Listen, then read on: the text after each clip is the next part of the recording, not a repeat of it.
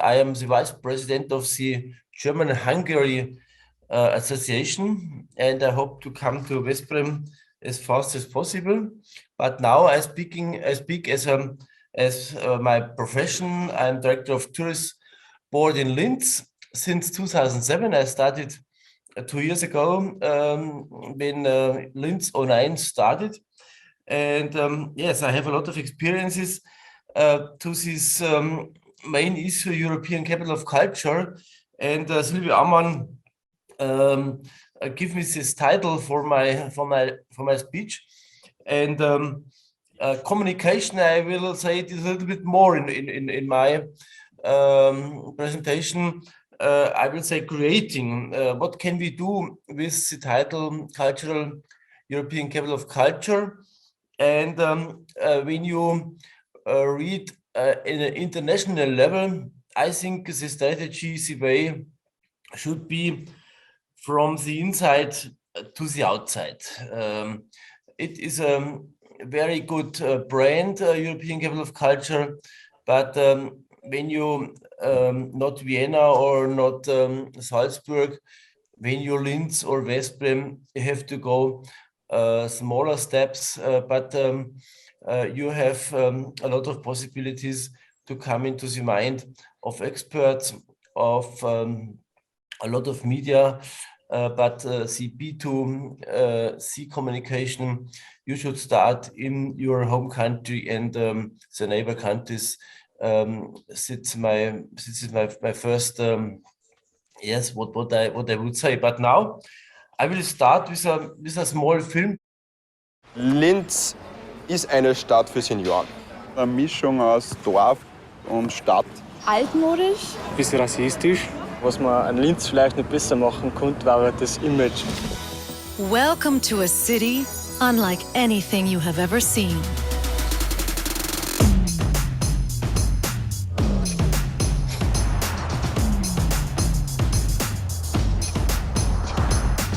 Fahren wir oder was? Open to the world and tolerant. Charming, endearing, and beautiful. But we are not what you would expect from the Alpine Republic. Do you want fiaker? Go to Vienna. Are you looking for Mozart? Look in Salzburg. Willst du Schnee? Schau nach Kitzbühel. Yeah, we are the underdog. Outsiders have always been welcome here. What we offer is a different version of Austria, without the bells and whistles.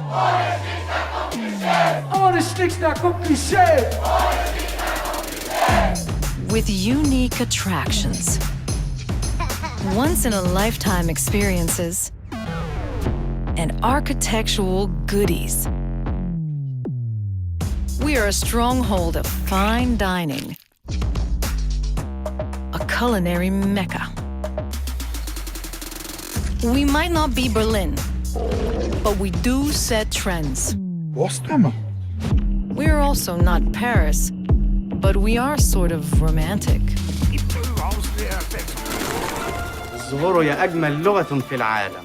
Blumen sind die schönste Sprache der Welt. You can't find London anywhere around, but Elton John sings for us every day. Linz is the place to be. We are not Houston. Aber Probleme haben wir. Our city is far from perfect, but one thing we can promise you. The people here will welcome you with open arms.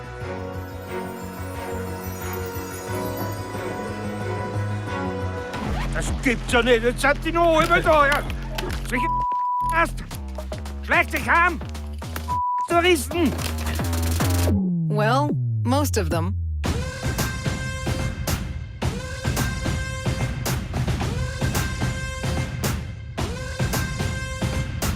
Besuchen Sie Linz, meine Lieben.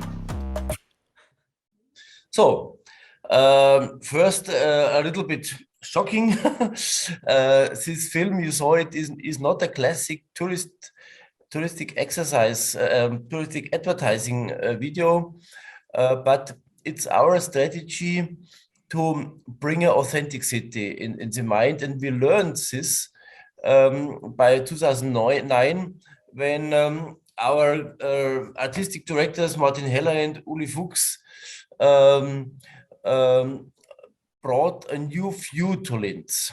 And my strategy in the last 10-15 years was to bring it in a continuity, and this is part of the branding of Linz. We will not do that we are an old city with churches, with castles, with ruins, and so. No, we are a modern city, and we will present our touristic advertising as a modern, as an authentic city. And we learned this through the process in Linz 09. Now, I have 10 headlines for you to bring you a little bit of feeling how we think, how we work, what was our experiences in this process 2009 and the following years. I think Linz is a best practice. What can a capital of culture achieve? It was 2009 and it started 2009, and you saw we had a development. 2014, we were UNESCO City of Media Arts, a very interesting title, but a very difficult title. It's not so easy to bring it in a B2C communication. Linz was the winner in 2019 in the submission category Cultural Heritage and Creativity, which was the first competition of European Capital of Smart Tourism of the European Commission. I was very proud to this success.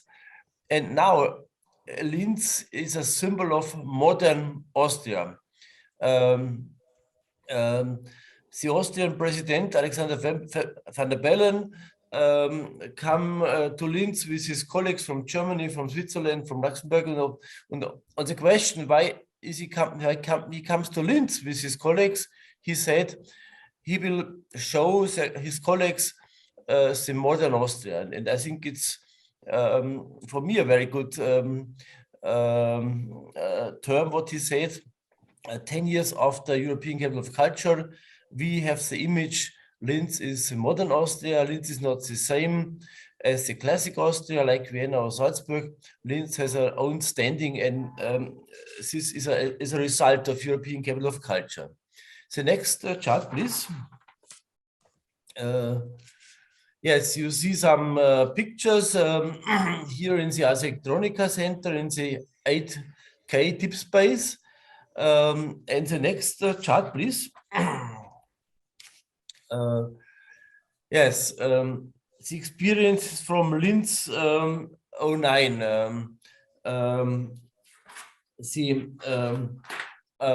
the one hand, Linz 09 was the temporary high point of development with many investments in culture. It succeeded in positively changing a dirty, unattractive industrial city. And in Linz, a lot was built, museums, concert halls, a new railway to our Prestingberg, the new Ars Electronica Center, and 2 intendants, cultural directors were hired from outside. It was an experiment, and I think it was very important. Martin Heller, he died 4 weeks ago.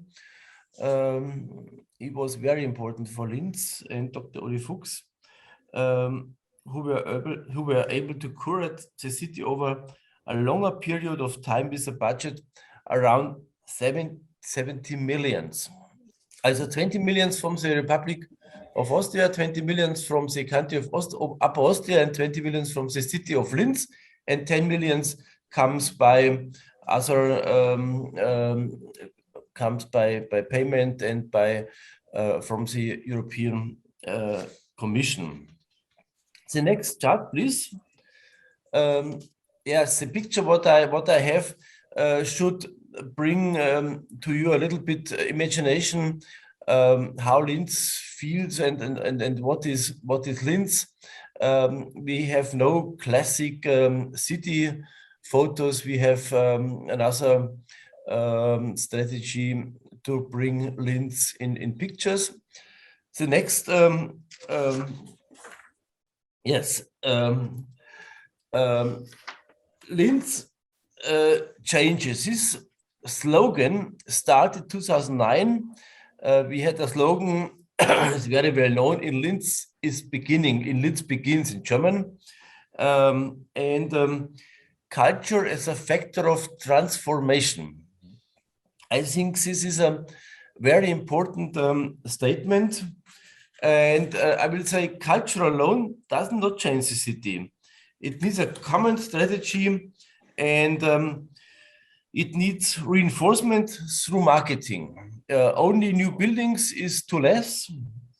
In Linz is the Tourism Association, the institution that coordinates, networks, communicates, and translates culture into products and experiences. I'm a translator, I'm a communicator, and we realize every year an annual focal point, an annual focus.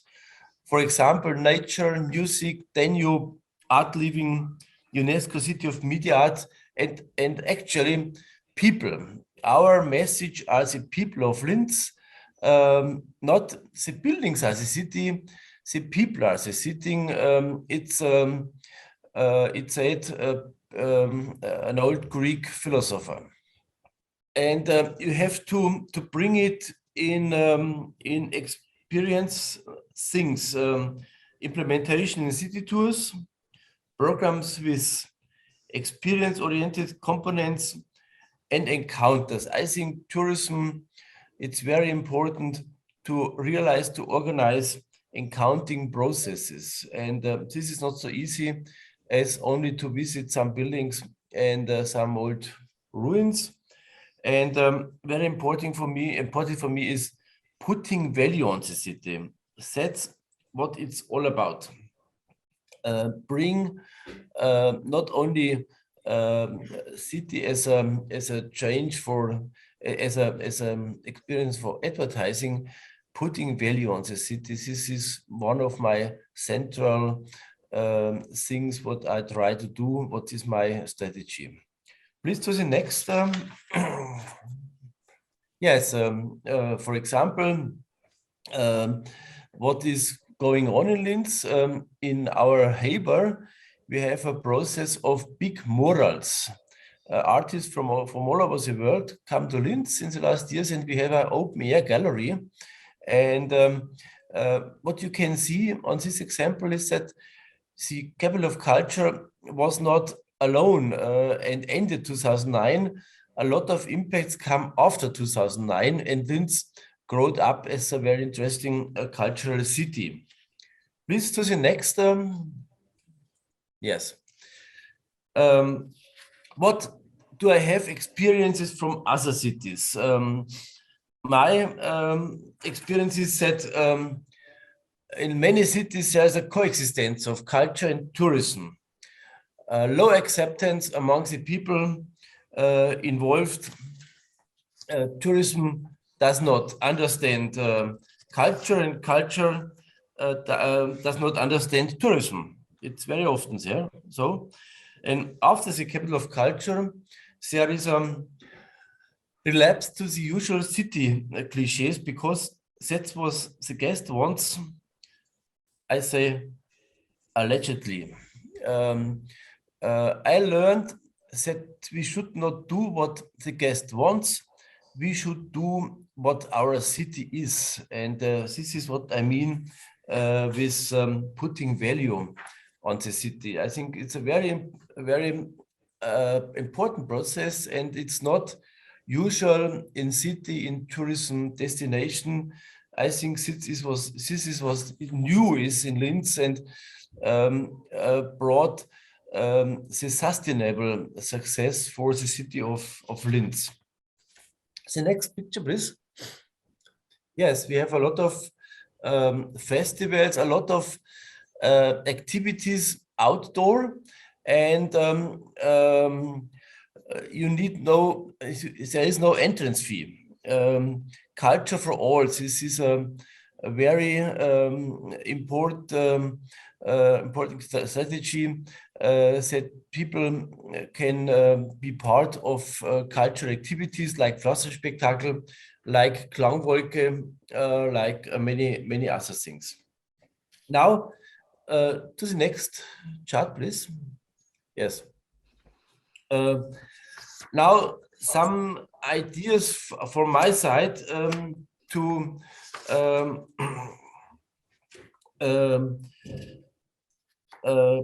cultural capitals as tourist game changers after Corona. I think we are in a new situation, and I think in European Capital of Culture you can see some processes. What is going on in tourism? Tourism was sick before Corona, but now we need some new things to a more qualified tourism. I think tourism in the future will be more individual, more personal, more authentic, more playful, more hybrid, more poetic, and more alive.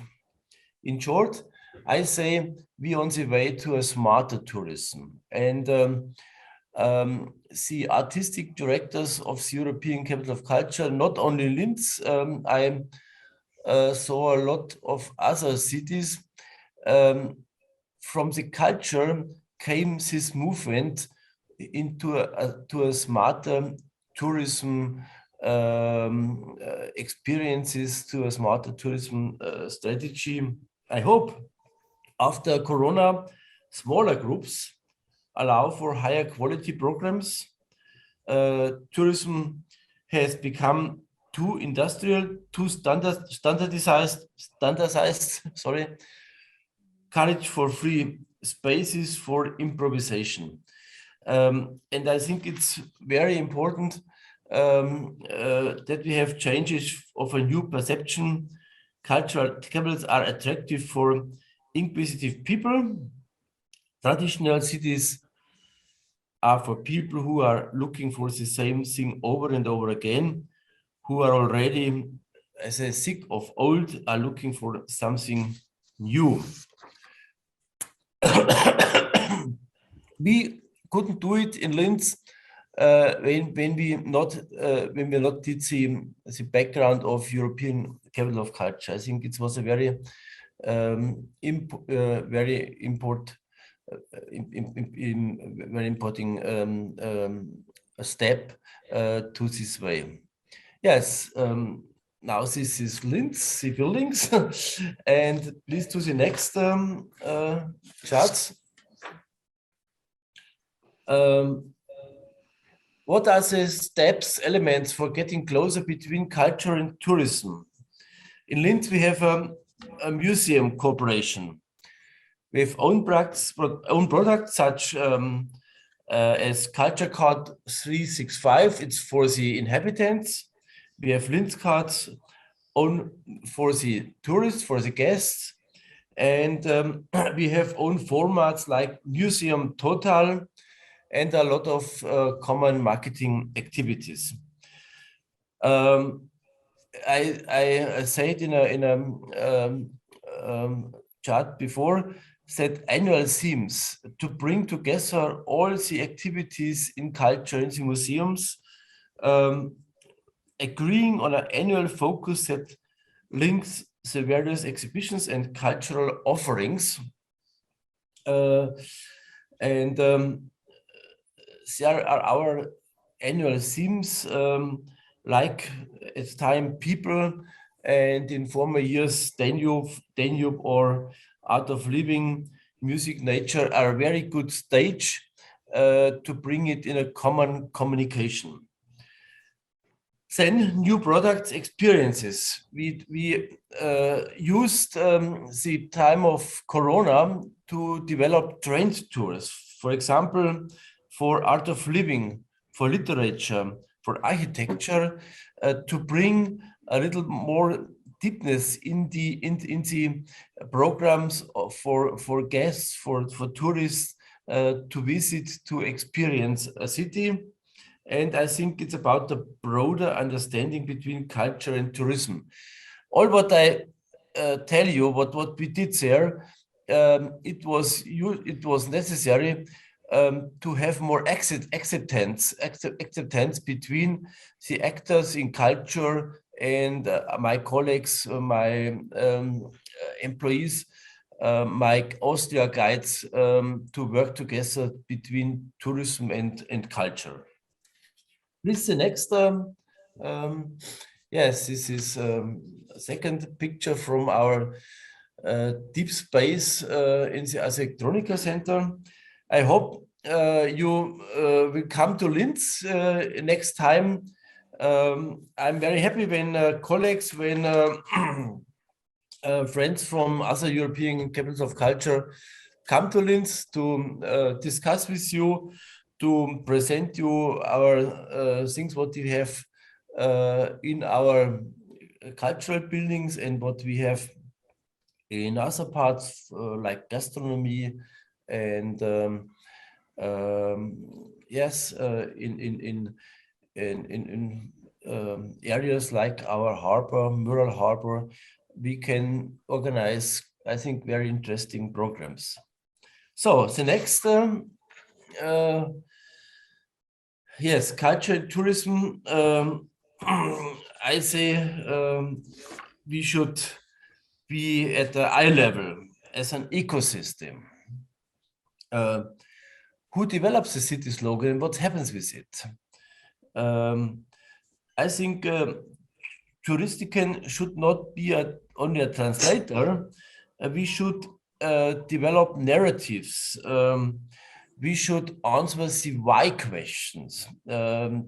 Touristikens are always people who can say what we have. We have a lot of things, museums, shipping on the Danube, restaurants and so on, but they have no answers to the why questions. And we meet no narratives, and based on the narrative, we need better experiences.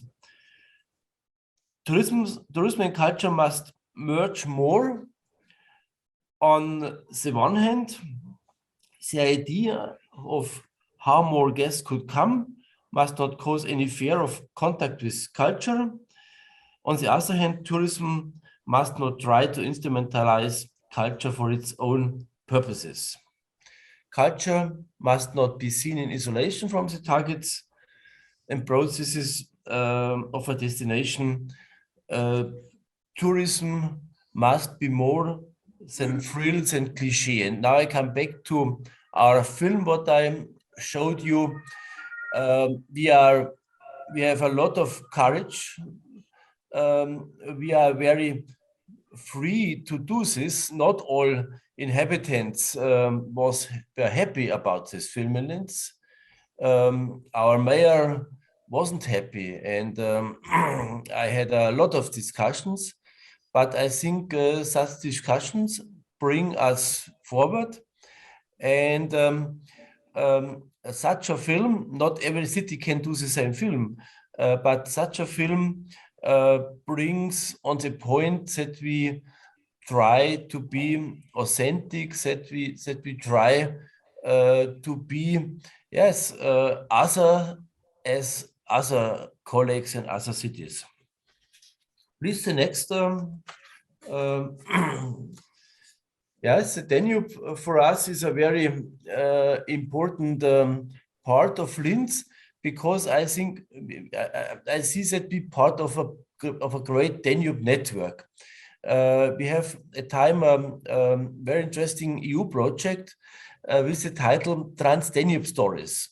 We wrote with partners from over 6 countries narratives over more countries, not only for one point on the Danube, from Germany to Hungary, from Hungary to the Black Sea, with issues by nature, with issues by contemplation, by religious things along the Danube, by cultural things along the Danube. And we hope that the Danube has a perspective, will have a perspective not only by Danube cruises and by biking. We want culture tourism by bus, by train, by cars, from city to city, along the Danube, over more countries, over 4, 5, 6 days. And this is what we develop with the Danube as a blue band to experience Europe. With the next part, yes. What my philosophy is, from enumeration to narration, experience. I said it by the Danube, but I think we share narratives. Narratives are needed, as well as more challenging, lasting and touching experiences. And I think for this, people play a central role.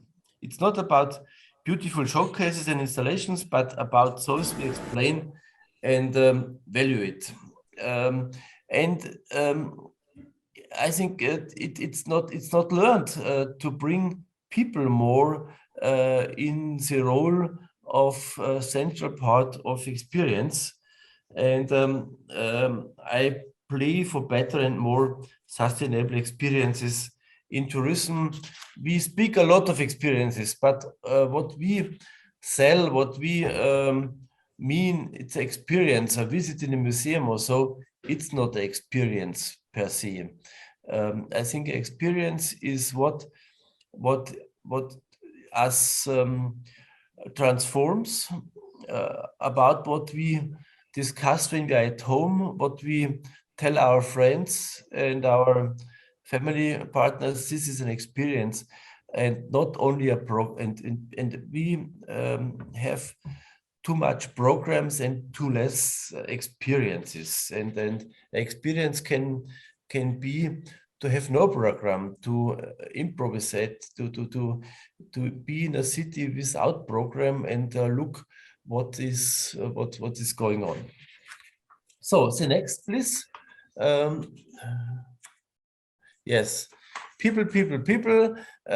In Linz, you can make your own graffiti. We have such experience. I think a graffiti school, it can be an experience.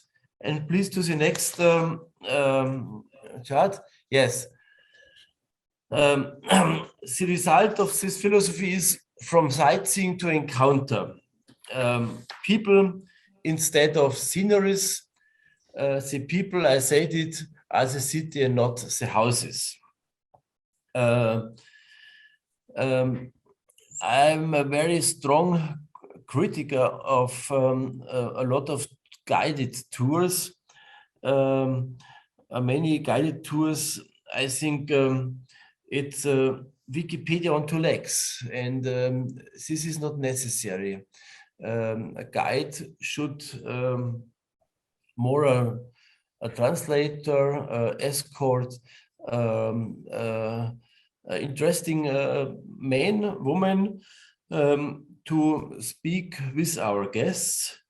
Presenting houses, it's easy. They stand there, they don't walk away, but presenting people, involving them in programs is much more difficult, but the real challenge and the basis for real experiences. And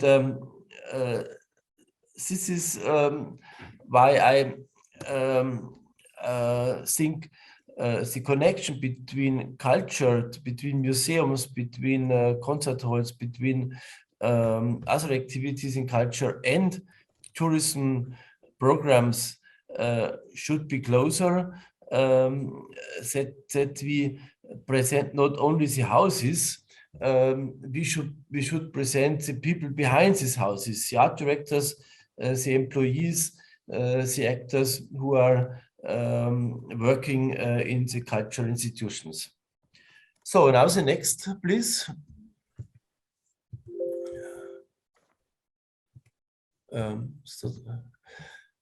Yes, but that you have a little bit imagination from Linz. Our Sectronica Center is one of our less landmarks. What you see here, it was built 2009, and I come to my last chart, and the consequence, what I said is that we try to realize a tourism without tourists. And this is not a city without people, without guests. And you know, tourists always see others. Who wants to be a tourist today? We have a big discussion all over the world, but especially in Europe and especially in cities, they have too much tourism, and we should be more sensible for all things, what is going on when tourists come into a city. I think tourism after Corona is a chance for more authenticity, and I think tourism must be good for everyone. It must not become an additional stress for the population, and the service industry needs qualified and adequately paid employees. I think it's necessary more than ever. A destination is not an anonymous product that can simply be used. Destination is a living cosmos where people, the population, business and employees, but also nature and environment play an important a connectivity role. And I hope you understand why I brought these aspects very strong in my presentation. European Capital of Culture, I hope in Salzkammergut in Bad Ischl 2024 can start a process to go in this direction. And when we realize this, we have a chance to be a destination for the future, a destination for the 2000 for our century. And I think tourism has to change a lot in all these things. What we can find when we see what is going on in our cities.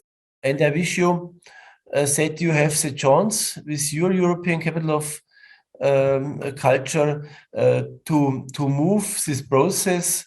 And in Linz, we will help. We will fight for this new tourism in our century.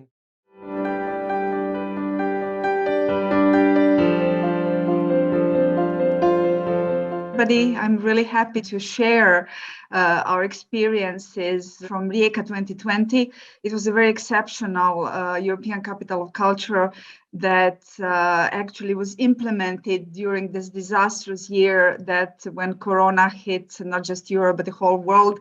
And I really hope that nothing like that will ever happen again. I was just looking at our bid book the other day where we did a SWOT analysis. And, you know, in the section of what would go wrong, of course, nobody would ever put global pandemic or volcano eruption or, I don't know, space invasion. But I don't know, we live in crazy times, so things like that can happen.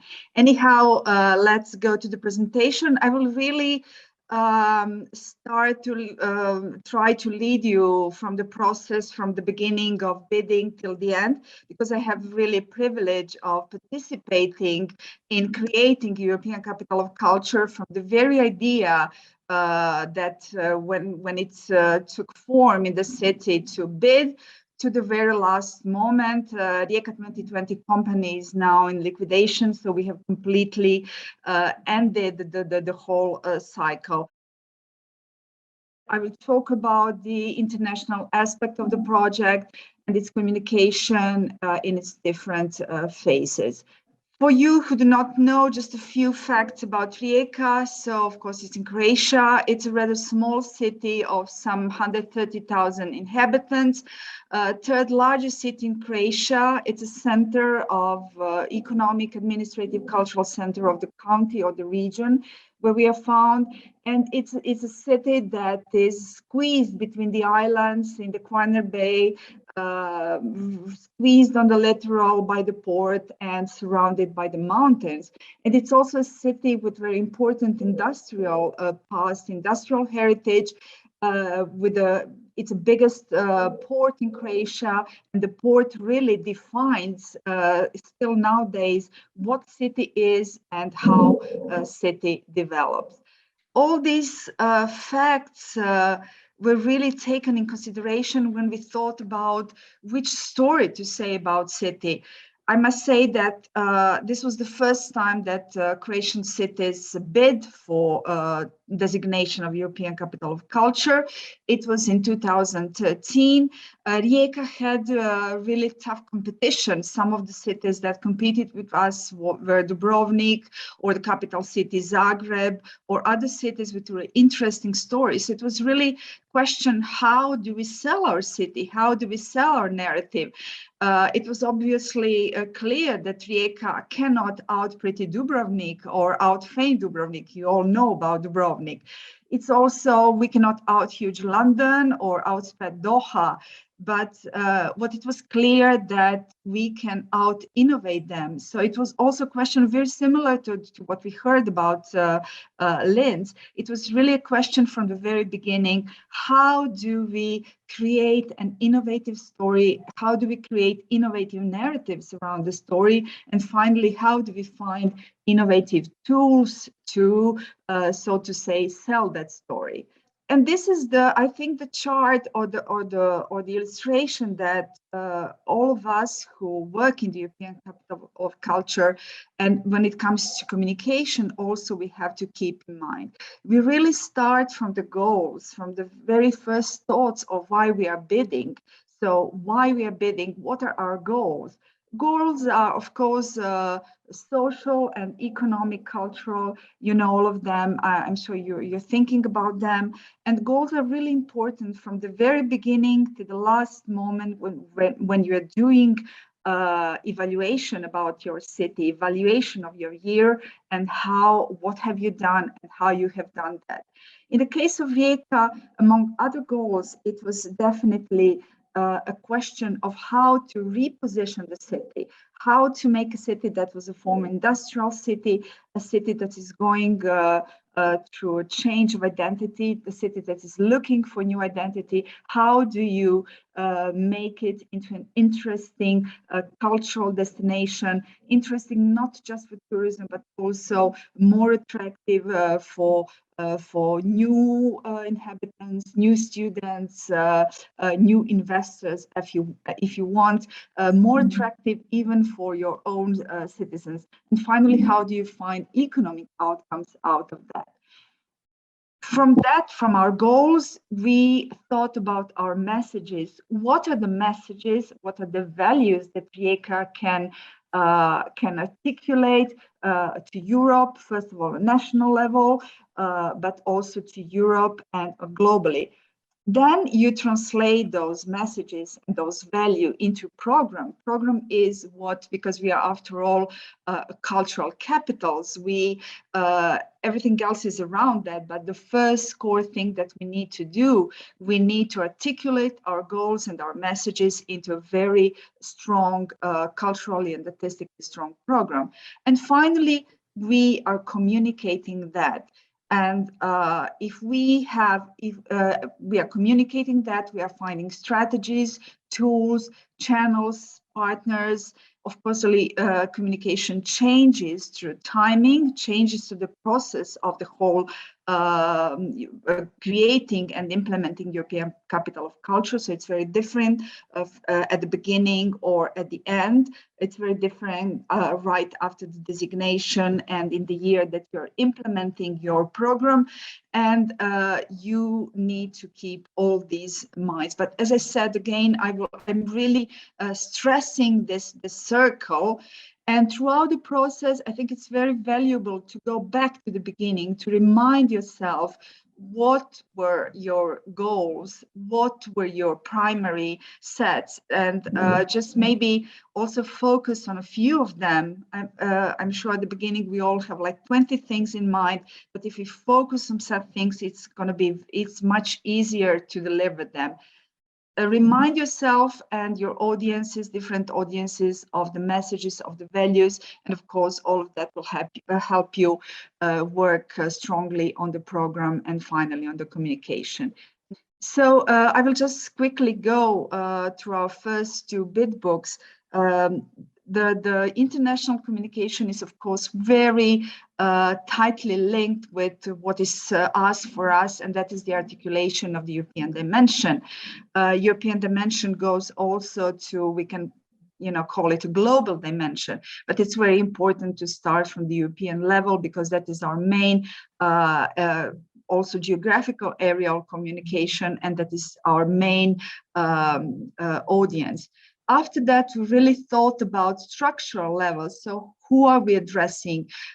European cities, European cultural network, European universities, cultural institutions, etc.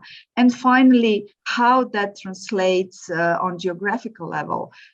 So we identified that those are going to be, first of all, our sister cities, our cities in the region, our neighboring countries. In our case, it's very important to work with the Western Balkans and the countries of the former Yugoslavia, countries that were surrounding Croatia, and finally find connections through Europe and the world. Our thematic level of collaboration was also important. So the messages that I told you, we also articulated around three main topics, and these were topics of water, work, and migrations, topics that very strongly communicate about what city of Rijeka is, but also linked us with the very important issues in Europe and globally, if you want. As you can see, of course, it's like in all European Capital of Culture's first bid books, everything was still very vague and very general, but it was a very strong start. And what I thought was very important is that we kept continuity of those messages throughout the bidding, all to the implementation year. In the second bid book, of course, this whole narrative was more strongly articulated, and what the main message and the main values that we were trying to translate was articulated under the slogan of Port of Diversity, which placed Rijeka as an open city, that celebrated diversity, a city that was open. What was more important, what we wanted to do was to question that diversity, diversity in the city, but also how we live that diversity in Europe today. As I said, the main message, the main slogan, Port of Diversity, three main topics. This whole narrative was translated into 7 program lines, but also additional programs that were very important also for the communication about the whole project. So not just a very strong artistic cultural programs, but also project lines, programs that strongly involve the local inhabitants, local citizens, made them into active components and active protagonists in what we were trying to do. We also created a lot of programs that are very important for communicating the project internationally under the title of cultural diplomacy, created and hosted a lot of conferences, and finally have a classroom. I'm going to talk more about that in the following slides. As I said, the continuity of the narratives were very important for us, and I think they're also important for keeping the cohesion and the clarity of the message that you are you are sending from your city. Our cultural program was structured into 7 program lines. I'm not going to go into each one of them separately now, but each had a very strong international dimension and international elements that was communicated throughout the whole project.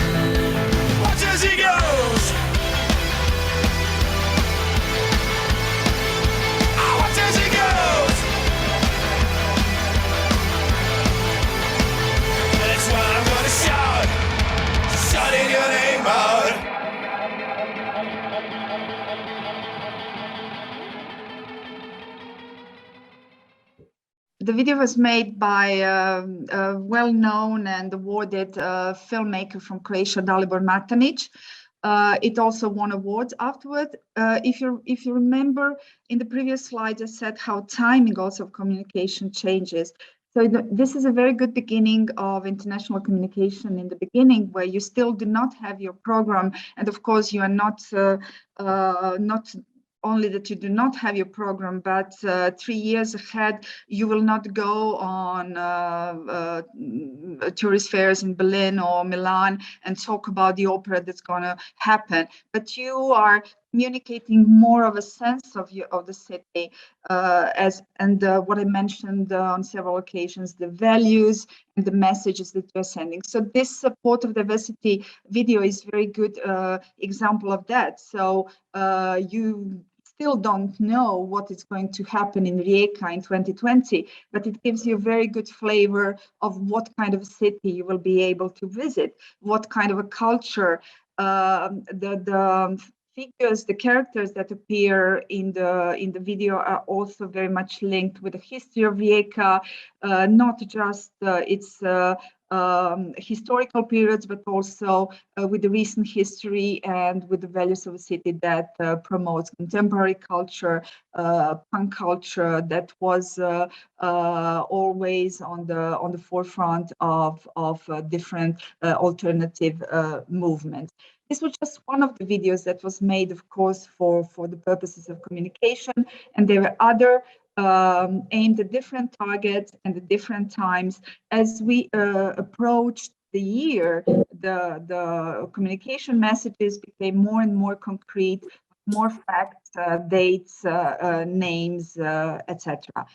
Partnership is another very important thing that I think we all need to keep in mind when talking about communication, especially international communication, what we are focusing on nowadays. ECoCs, if you compare it with what we heard around Linz, ECoCs resources, which were much lower, in terms of staff, in terms of budgets. But what we did in that case, we really looked for different types of partners that joined us in communicating our project and in reaching our goals. First of all, media. These are, of course, straightforward partners, local, national, European, global medias, both print and electronic digital medias that we worked intensely with together with our partners to spread our message. But what is more important is our institutional promotional partners. So we really, from the very beginning, built strong ties with Croatian Ministry of Foreign Affairs, especially with their diplomatic and consular network in Europe and around the world. Of course, with the Ministry of Culture and with the with different instances and level that are work around tourism in Croatia, National Tourist Board, local, regional, national tourism organizations, and of course the President's Office. This institutional promotional partnership was particularly important for us because in the same year where Rijeka was European Capital of Culture, Croatia presided the Council of the European Union and also was chairing the European Council in Strasbourg. So these two moments, which was really a rare coincidence in the history of European Capital of Culture, were very important for combining resources and for having joint actions in the promotion of our whole project, and they really helped us a lot. And I think this combination of resources is very important, especially nowadays. You know, your budgets are never too big enough, and especially marketing communication budgets go away very easily and very quickly. Usually European Capitals of Culture spend about 20% on marketing communication budget. It's if you are doing it only from your own budget, it really will never be enough. Of course, city-level partnerships are really the first partners that you will go to. In our case, that was city department, PR department, and marketing department, the mayor's office, and also the city tourist office that really join us and were our direct partners in our activities. Next, we went to foreign cultural representatives in Croatia because communicating internationally about your project really starts on your national level. And this is really a network that I encourage you to explore. I'm talking about all embassies in your country and also very importantly, representatives of different cultural institutions, from British Council to Goethe Institute to French Institute, and all different kind of representatives that are in your country, unique network, etc. Next, university, your local university and their network is also a wonderful channel, but also wonderful partner for international communication. We also had a very unique moment, and that is that Trieste, which is the city in Italy, which is just 70 kilometers from Rijeka, was in 2020 nominated European Capital of Science. And through our university, we cooperated with them in order to build European international project, but also to internationally communicate about what we're doing. And finally, ECoC network, very important. So the city that you are partnering in the year where you are designating, but also the large European network of colleagues and organizations which can, that is a really wonderful channel for your international communication. And finally, large, all other international professional organizations that you can think of. To go back to the timing, we really started strongly communicating about project from the very beginning. We jump-started from the designation moment, and I think it's very important not to miss the years that's right after the designation. The time flies very quickly. Cities tend to be focused on the building the cultural program and implementing it, but communication is very important. One of the things that we did was first of all designating a physical space that was an interface for Rijeka 2020 narratives and values, and this is the place that you can see in the photo. It's what's called the Rehab. It's also the first part of the word is Rijeka and hub, of course, but it also sounds like rehab, rehabilitating Rijeka. And this was also a hub where we met with citizens, created programs for their engagement, but also a hub where we also created programs for international communication.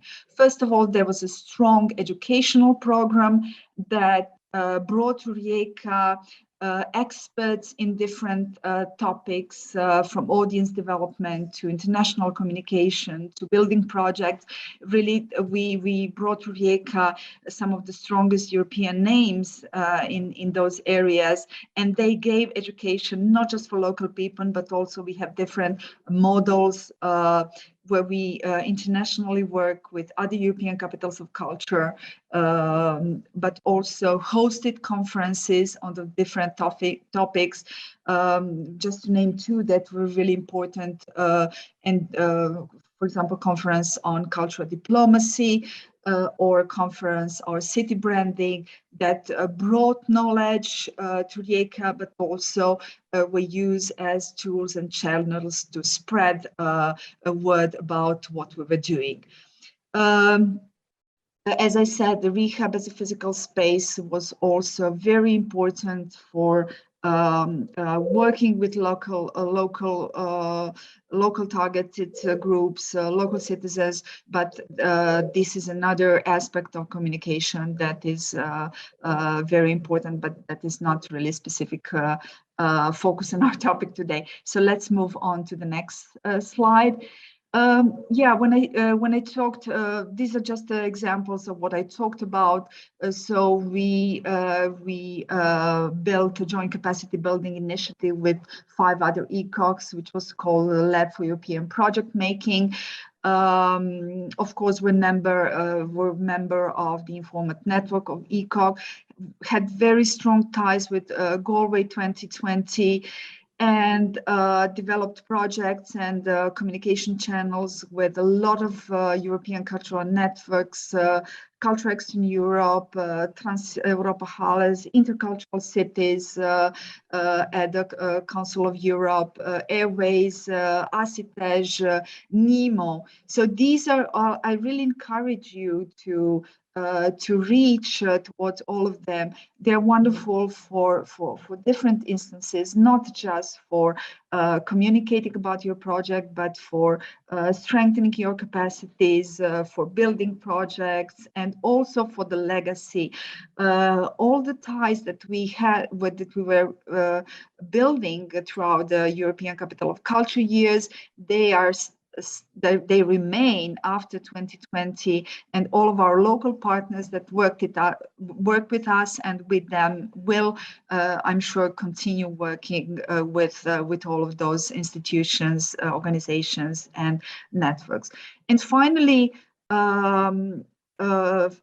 reaching to European funds and projects as a part of, which are also, first of all, seen as a fund, as a source of funding for your program, but they are also very important tools. All the partners that you are going to meet in those projects are very important channels and tools for communicating about what you are doing.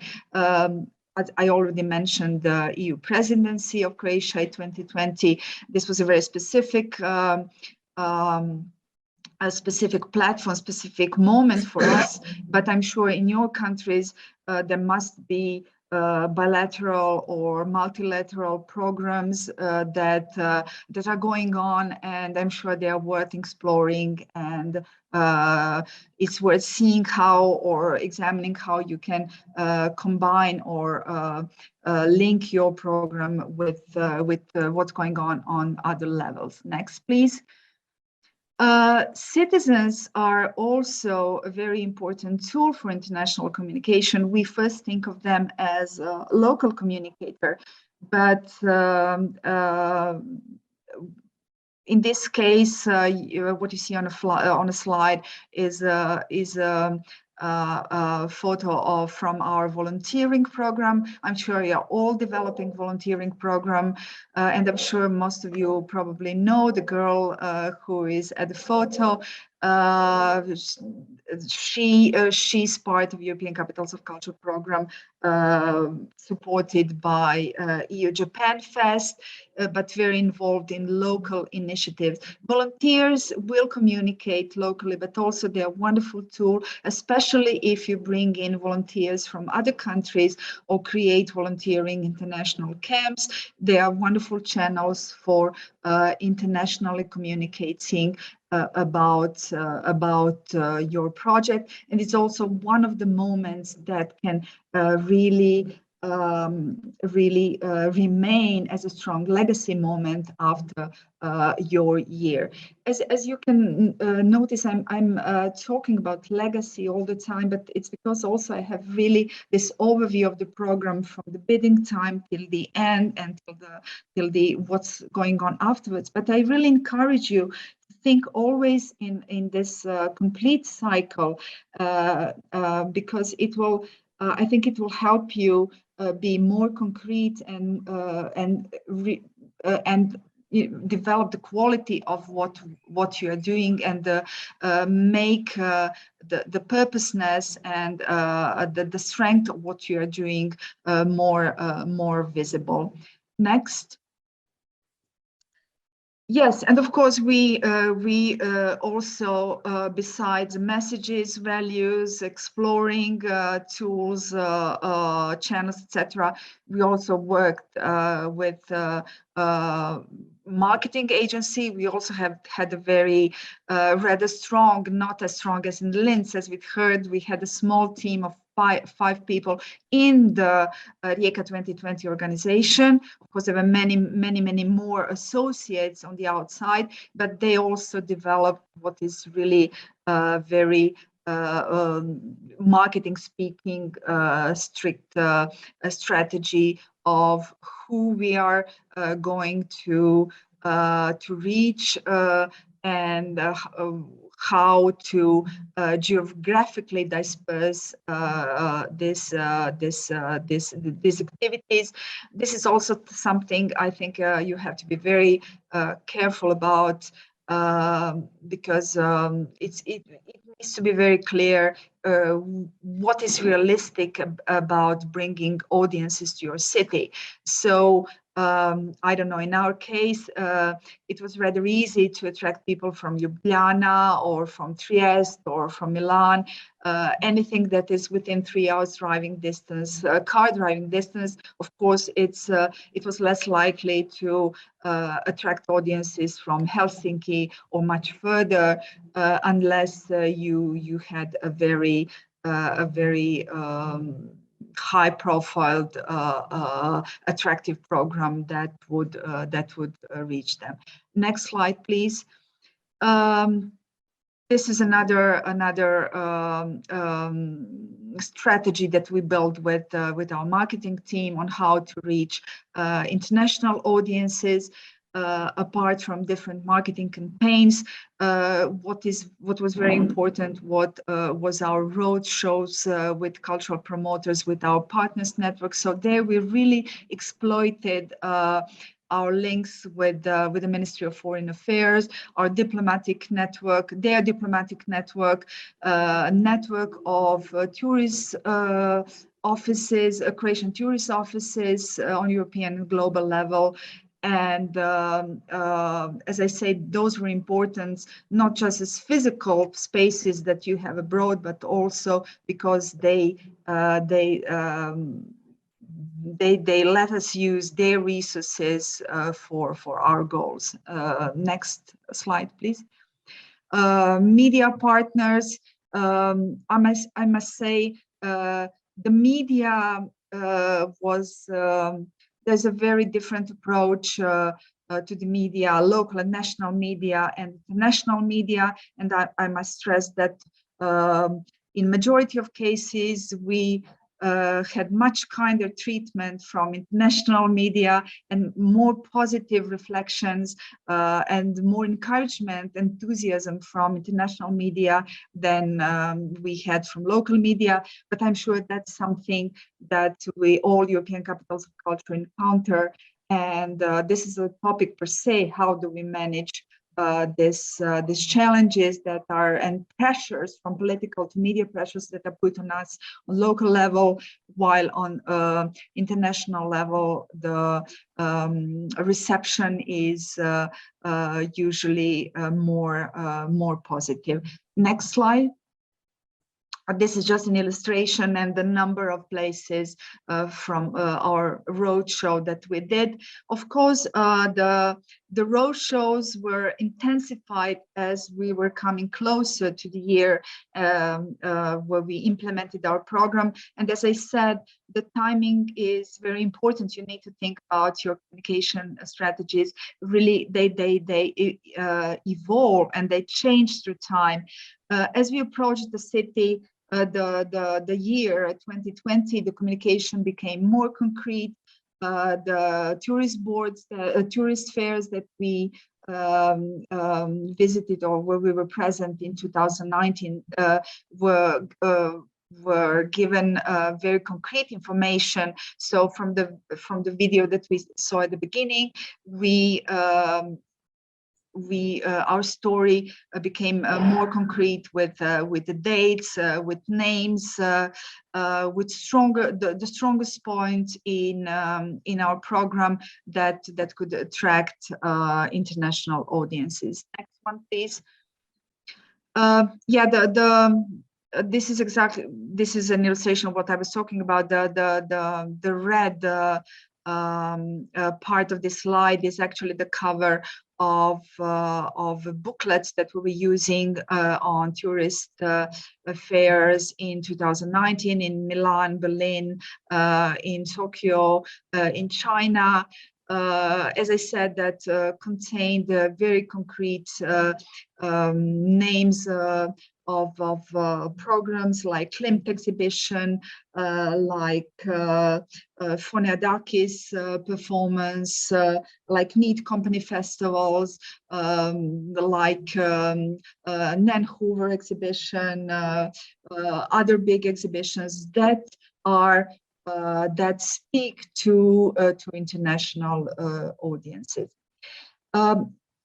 As Sylvia announced at the beginning, I was supposed to talk also about our international open calls and how we use them to, first of all, strengthen the international part of our program, but also international communication. I must say that our programming was such that almost every program had international international component. There were very few programs that we, so to say, imported. So I don't know, international concerts, things like that. But we really tended toward cooperation. So there was always a local component combined with international component. What I mean by that, I mean our orchestra working with an international renowned conductor or opera star, our puppet theater working with a puppeteer or designer from abroad, etc., etc. So there were different moments of combining international names, European names, European artists, European organizations with our local. I think this moment is very important also for building capacities of local organizations and for the legacy of the project, because all of that knowledge, that networking will remain after the year when you are celebrating your program. Most of that was curated in our case. So most of that, our program managers reached towards different partners on European global level and curated and brought them to Rijeka. However, we had in 2019, we had 2 calls that were open on international level. So they were open to local and national organizations, but also to globally, and 20% of response was from international partners, and they were selected and to participate in our program. Again, that was a tool not just to build the international dimension of our program, but also to internationally communicate about what you are doing. Again, it's not just program, it's not just about city. In our case, it was very important to communicate about values that we wanted to communicate. Next slide, please. February 2020, wonderful opening in Rijeka port, 30,000 spectators, more than 70 events. The name of the program was Opera Industriale. You can still see, some of you might have been in Rijeka, but you can still see a video of the opening on a YouTube channel. It was a really exceptional moment. I almost have tears in my eyes now that I'm talking about that. It was very spectacular. It was very special, and it really had a big bang effect on also on our communication. Next slide. Next, please. Yeah, and it was followed by big carnival events. Rijeka is known for the carnival, but in 2020, this carnival was upgraded with a lot of international groups for European Capital of Culture cities, but also groups from far abroad, from China, Japan, to Brazil, to USA, etc. These images in post-COVID time seem almost unbelievable, but yeah, this was February 2020. Next slide, please. As I said, in terms of communication and international communication, as you can see in this slide, this initial events in January, February 2020 really had a big bang effect. Our media coverage went, you know, don't even look at the figures, but just the sizes of the on the graph illustrate clearly enough what was the effect. This was also important locally because this positive response also from international media, the presence of international media, the presence of international guests in our city also gave us boost and helped us with all those very critical critical response that we were receiving locally. Next image, please. Yes, but then what happened was March 2020. If you remember, in February, all of us received first news from Italy, and all of a sudden, the whole Europe went into lockdown. We were in complete shock. There is no other word to describe, but after 6-7 years of intense work, investment on different levels, not just in terms of budget, but in terms of creativity, people, partnership, etc. We were suddenly in lockdown. The borders were closed. Our international partners could not come to work with us. Audiences could not participate. Well, you know yourself about the measures that were implemented. It was really a disaster for our project.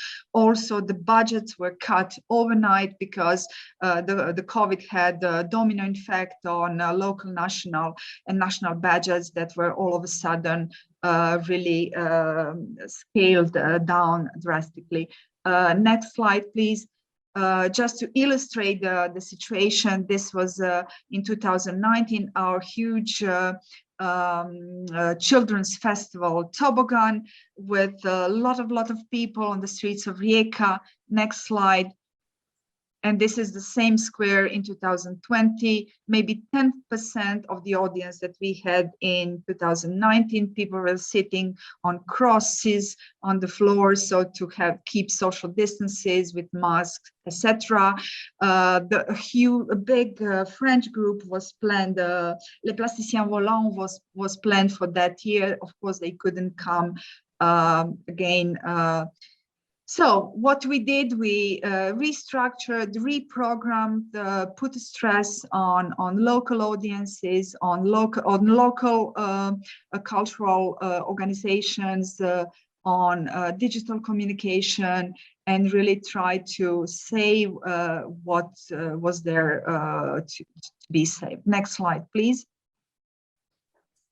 What is important now, throughout the year, we nevertheless managed to have more than 600 programs till the end of 2020. A lot of programs were moved online. International dimension in programming was severely impacted by COVID, but still international communication remained, and interest from international media still remain. Most of them were interested in how we are coping with the project, and also they are interested in the legacy. So be very prepared for that question. So this is also a question that you will be asked a lot. So what will remain in your city after the year you are celebrating your European Capital of Culture? These are some of illustrations, what is going on as a legacy. For example, this year we were present on Biennale in Venezia with the program Togetherness, Togetherless. That was a direct product of our European Capital of Culture project. And this was a very, as you can imagine, very strong moment for not just for legacy, but also for our international communication. Next slide. Another program was Burning Water, production of contemporary dance performers, choreographed by Antonis Phoniadakis, a famous Greek choreographer, a show that was specifically done for European Capital of Culture Rijeka, but is still now touring Europe, and I'm sure it will continue to tour as an exceptionally wonderful program. I hope you will have a chance to see it, and it continues to spread message about what we did and about the quality of what we did and about the kind of culture that you can visit and you can experience in Rijeka. Next. And finally, very concrete, very physical legacy of our project. This was the big infrastructural project that was done as a part of European Capital of Culture. More than 27,000 square meters of former industrial heritage that was reconverted and repurposed for cultural purposes. And this new art neighborhood will definitely, now is the moment, and the future we will work on how this will become with the content really true legacy of the European Capital of Culture. Next slide, please. Some problems and issues. It's always very easy to talk about great things that we did, but I'm sure it's for you it's very interesting and important to talk about the challenges. I tried to mention some of them as I went through my slide, but let's just go through some of those moments and think about them. If you try to find answer, they will help you in your international communication. So no clear strategy. Let's not fool ourselves. It's very rare that European Capitals of Culture have very clear strategy. We have something on paper, we put something on paper in our bid books, but very often, that's why, as I said, we need to remind ourselves of our goals, our messages, and how that and our legacy, and how that influence our program and our communication. Very often we have insufficient planning time. You think you have 3-4 years in front of you, but really time flies quickly. People change, budget change, political support changes, and that's a very, very precious resource time that it's just running on you, and you can do nothing about that.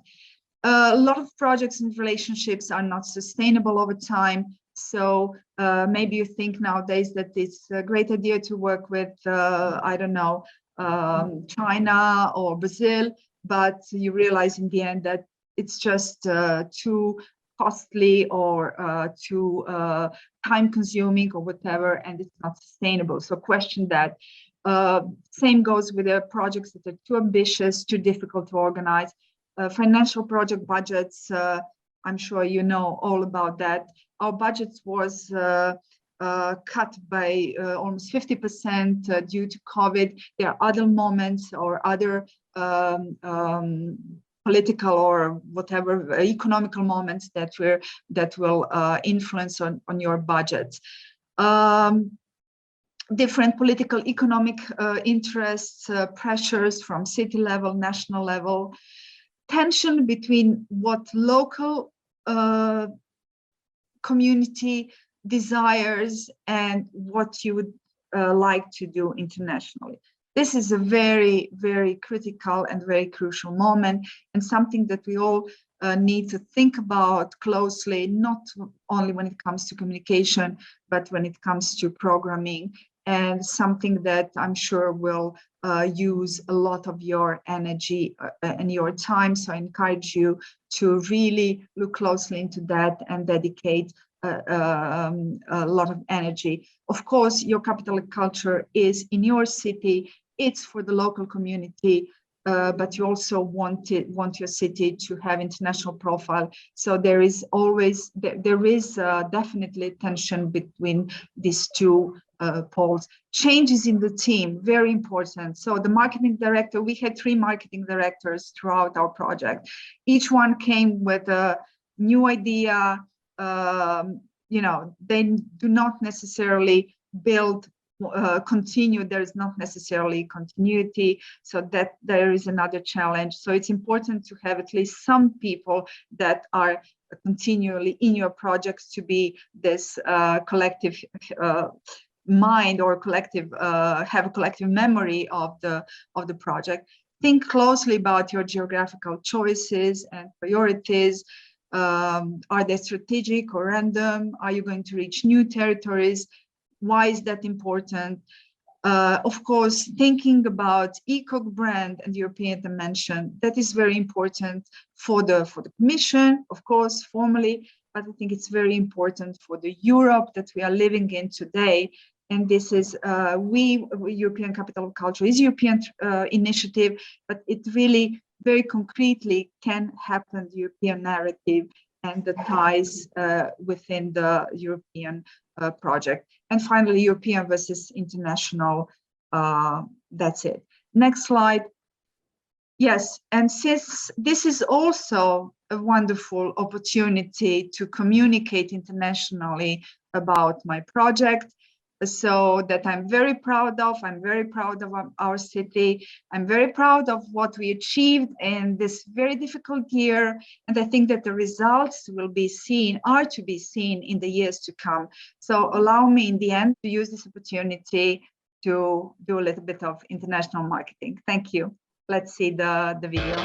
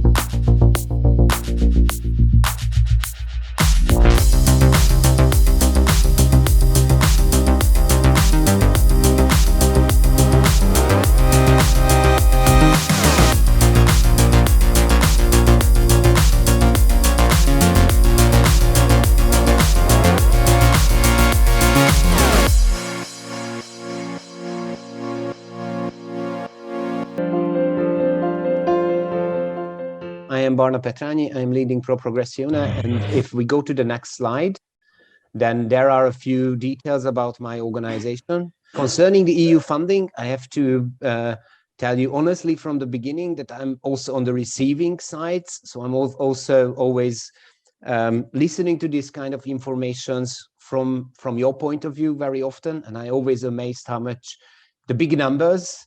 And recently we started to work together quite a lot with the Creative Europe desk. And I am the one who brings those big numbers down into smaller numbers. So what it means for us, the 2.8 billion euros and this, how to say, very unfollowable numbers, which we have also seen in Sylvia's presentation, which are very huge. But what does that mean on our level?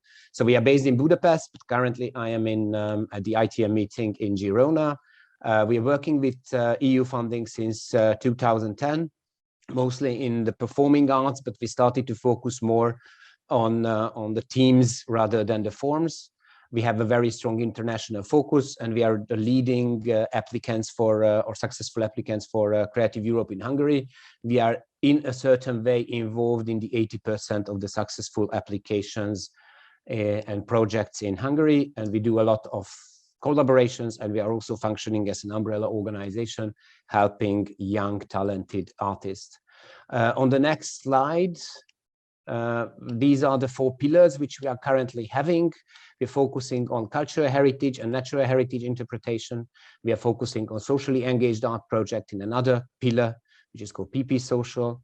We're focusing on sound and music as mostly as a tradition or a new way of understanding music, as you see in this very fancy lady from Ukraine in the work of Miklós Bot, when she recorded a lot of songs in the rural area of Ukraine. And we have a pillar which is focusing on smaller scale projects, mostly where we are. And I think this is already a tip that before we start a big collaboration on a certain topic, we have some kind of a national level or collaborating with one international organization to testing the theme if it's really in our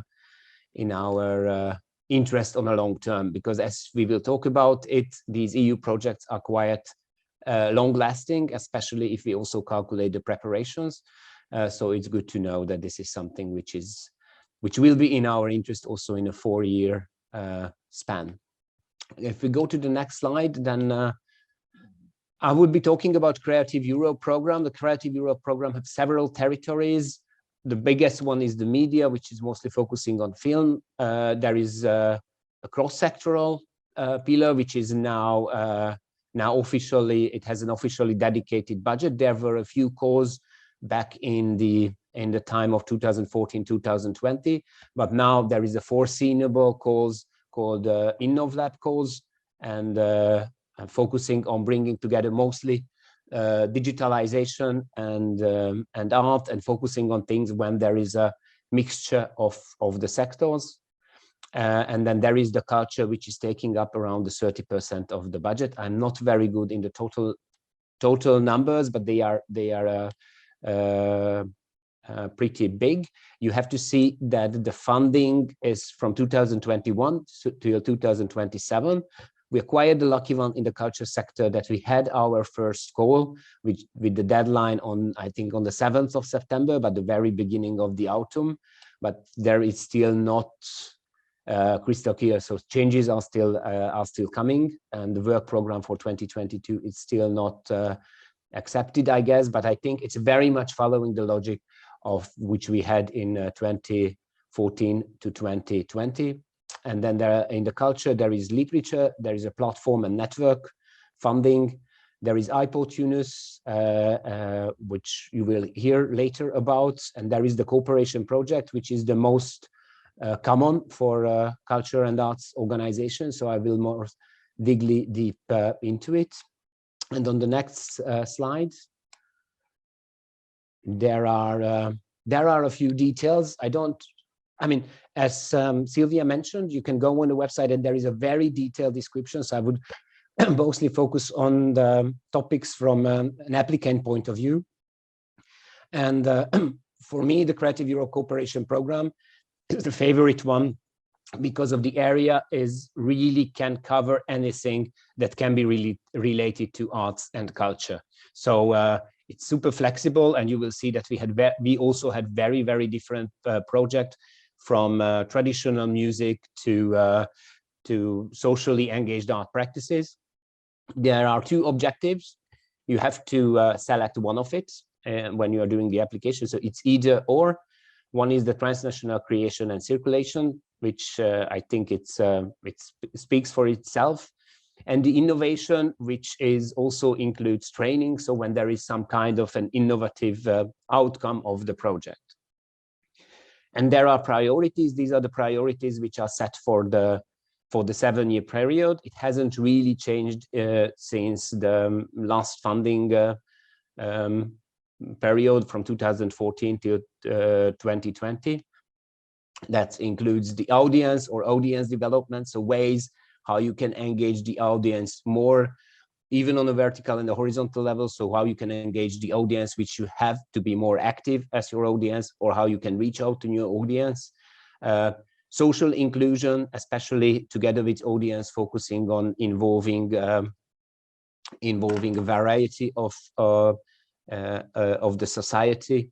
Then we have sustainability, which doesn't only include environmental sustainability, but social or financial sustainability. There is new technology, which is a little bit relates to InnovLab, and that's my experience is there is a lot of projects which are going into priorities of new technology, which could also go into InnovLab.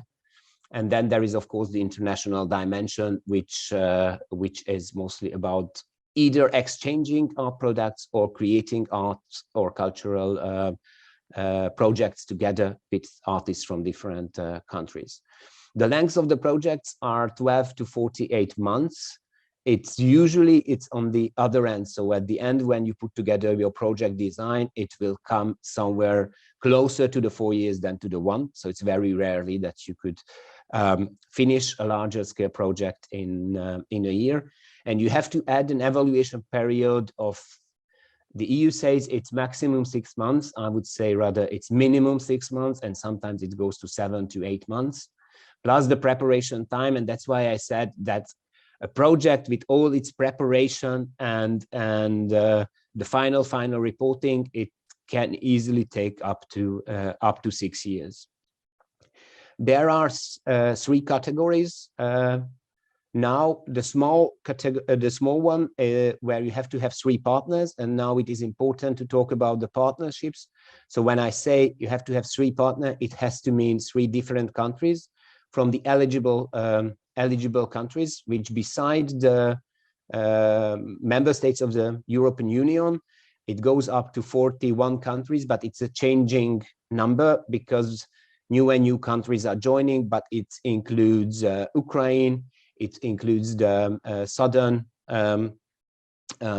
part of the Mediterranean Sea, so it includes some of the countries south from Europe, and it also includes countries from the Caucasus. But you have to be careful. But because they are based on bilateral contract between the EU and the country, so it is changing. It's always advisable to check for each call what is the eligible country, but all EU countries and EET countries, so Norway, Liechtenstein, Switzerland, Iceland, they are all included in the program. The bad news is that at the current moment, the United Kingdom is not included neither in the Creative Europe program nor in the Erasmus Plus program, which we will talk a little bit later about. But what I have experienced is that the cultural scene in the UK is trying its best to somehow catch up, and you can have third partners or third country partners, which means that they cannot benefit, but they can participate in the program. And the European or the British Art Council is really trying to help to bring a UK organization on board. So the small category is 3 partner, up to 80% co-financing from the EU and maximum 200,000 euros. So it means an ideal budget around 250,000 euros. There is a mid-scale, which is the new form, so it hasn't existed before, this in between. It requires 5 partners. It will have 70% of co-financing from the EU and the maximum of 1 million euro financing amount. That means a budget around 1.5 million euro. Here I have to mention that based on the applications made in the 7th of September, half of the project went into the mid-scale, because this is the more suitable one, because it has quite a big budget, but to have 5 partners is still not so far. And the idea of the EU is that they share the amount of money equally between the 3 categories. So they give 35% for the small, 35% for the mid-scale, and 30% of the total funding to the large-scale ones, which means that there would be around 10 to 20 or around 20 supported application in each year in the mid-scale and around 100 in the small scale.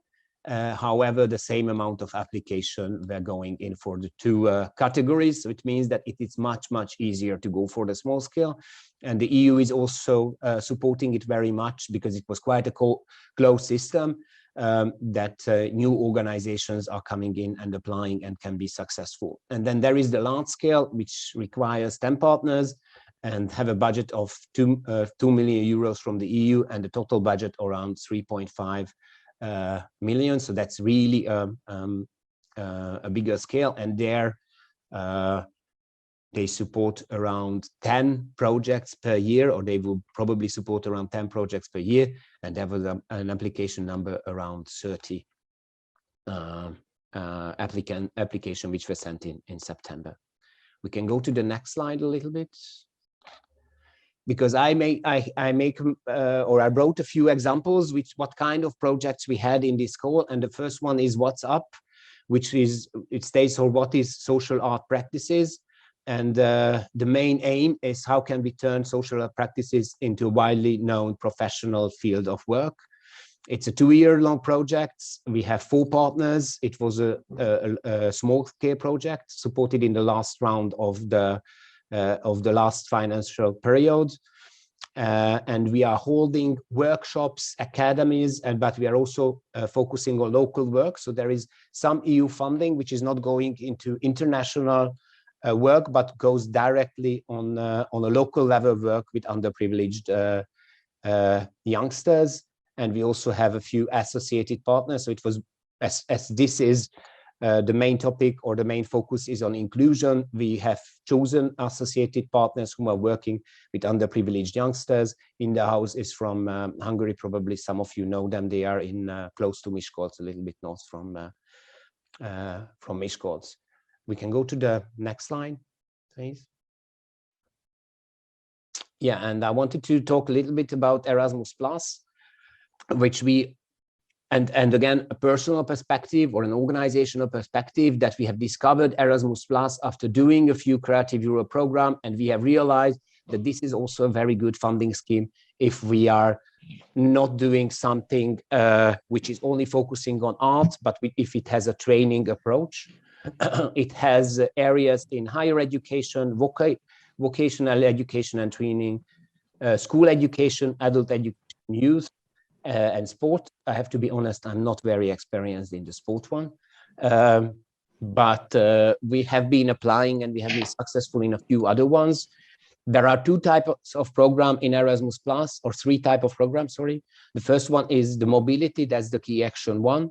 It is either the exchange of target group or the exchange of the experts working with the target group. So in case, for example, in the area of youth, it's either the exchange of the youth itself, or it can be the exchange of the professionals working with the youth.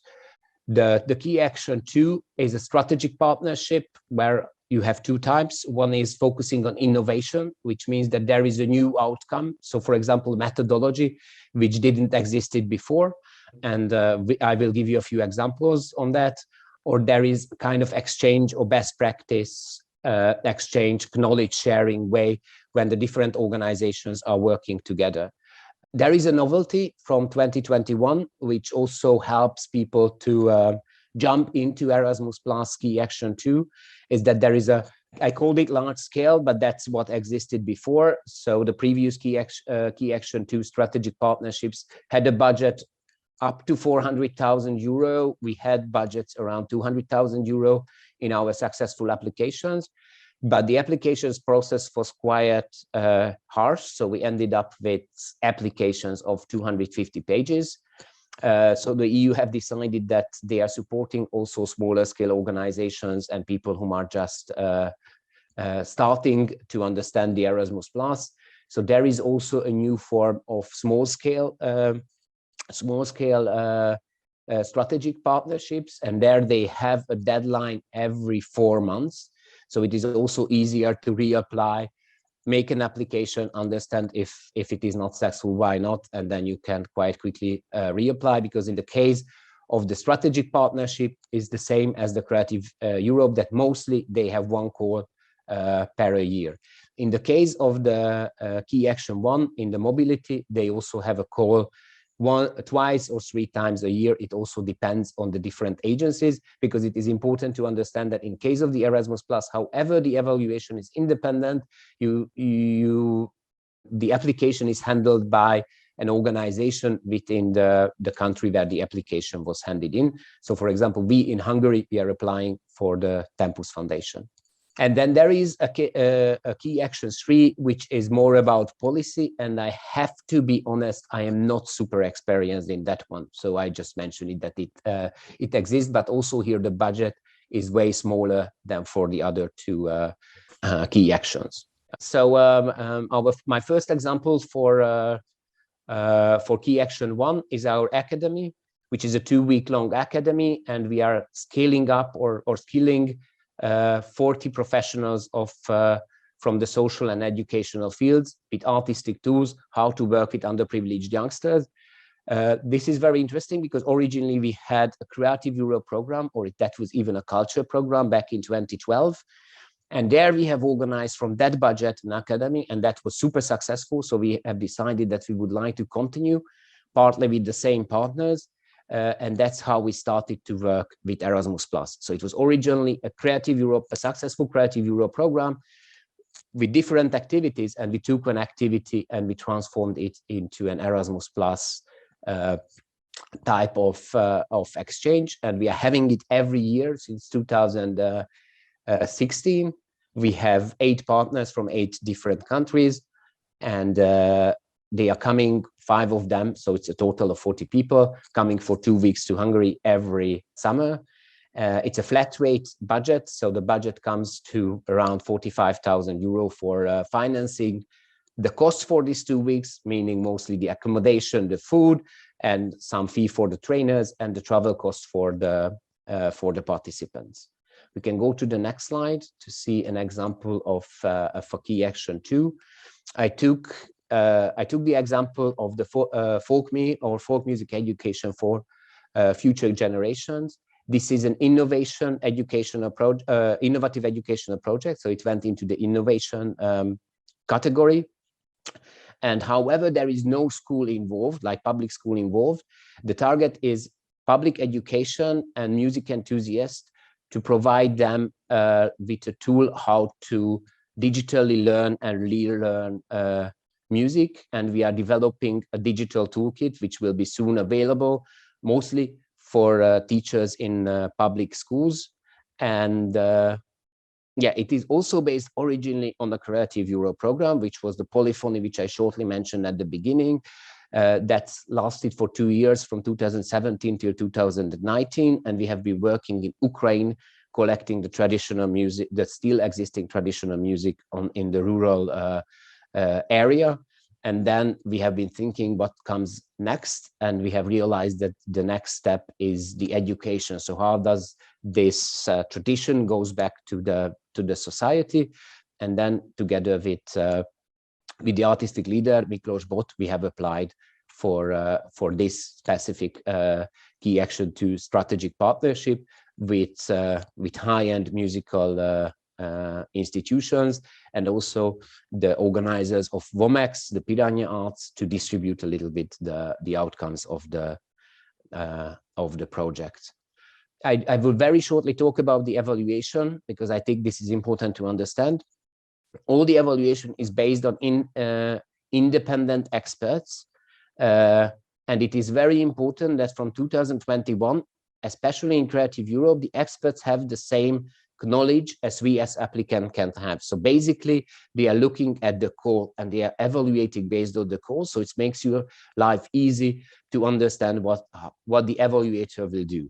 There are 4 main areas of evaluation, also in the Erasmus Plus and also in Creative Europe.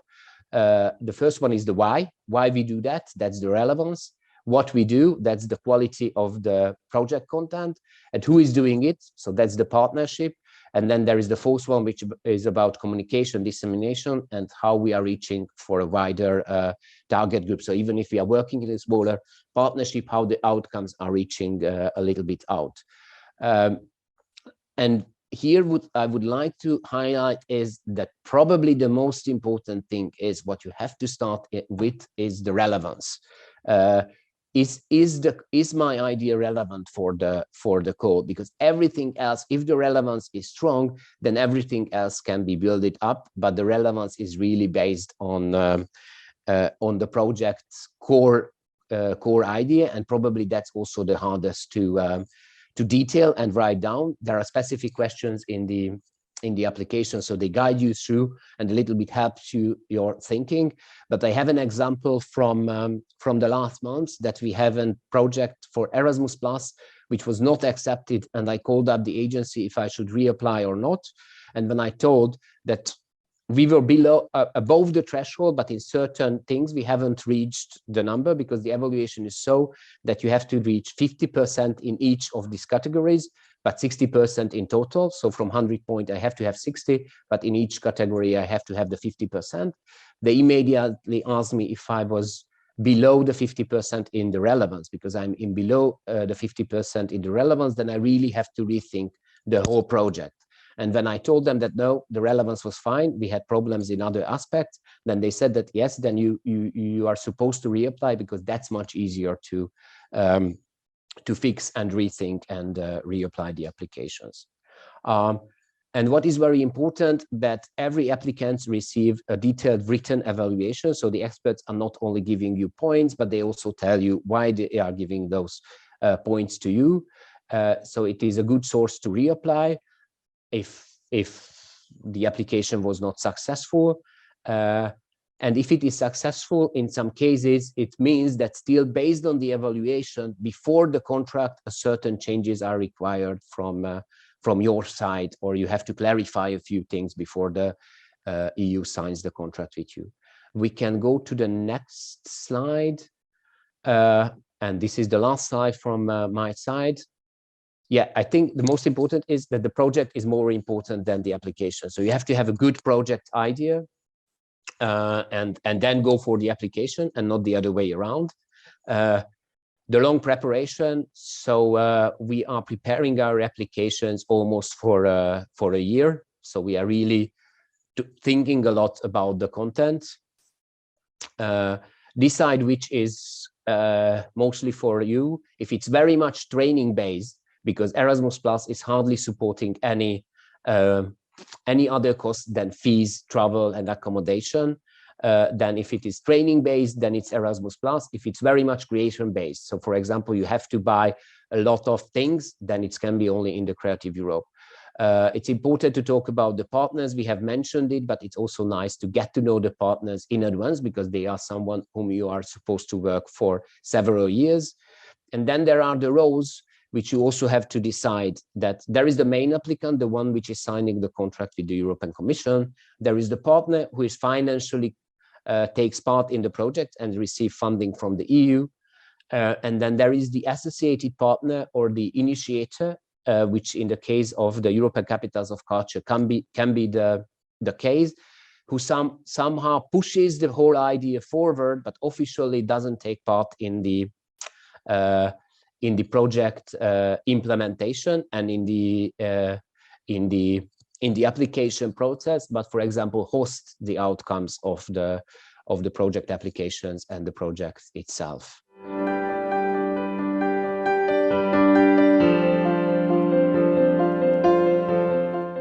my topic today is everything around cultural mobility that could be relevant for your initiatives in the context of European capitals of culture and other initiatives that take place in capital of culture cities. I will focus predominantly on the things the European Cultural Foundation, together with partners, has been realizing in the past years and what is forthcoming. I maybe have to say at the beginning, everything at the moment, there is no immediate opportunity to apply for funding anywhere, or a deadline that you would miss, which is maybe also a relaxing thought that before Christmas you don't have to rush into anything anymore. So everything I'll talk about will only come in the future.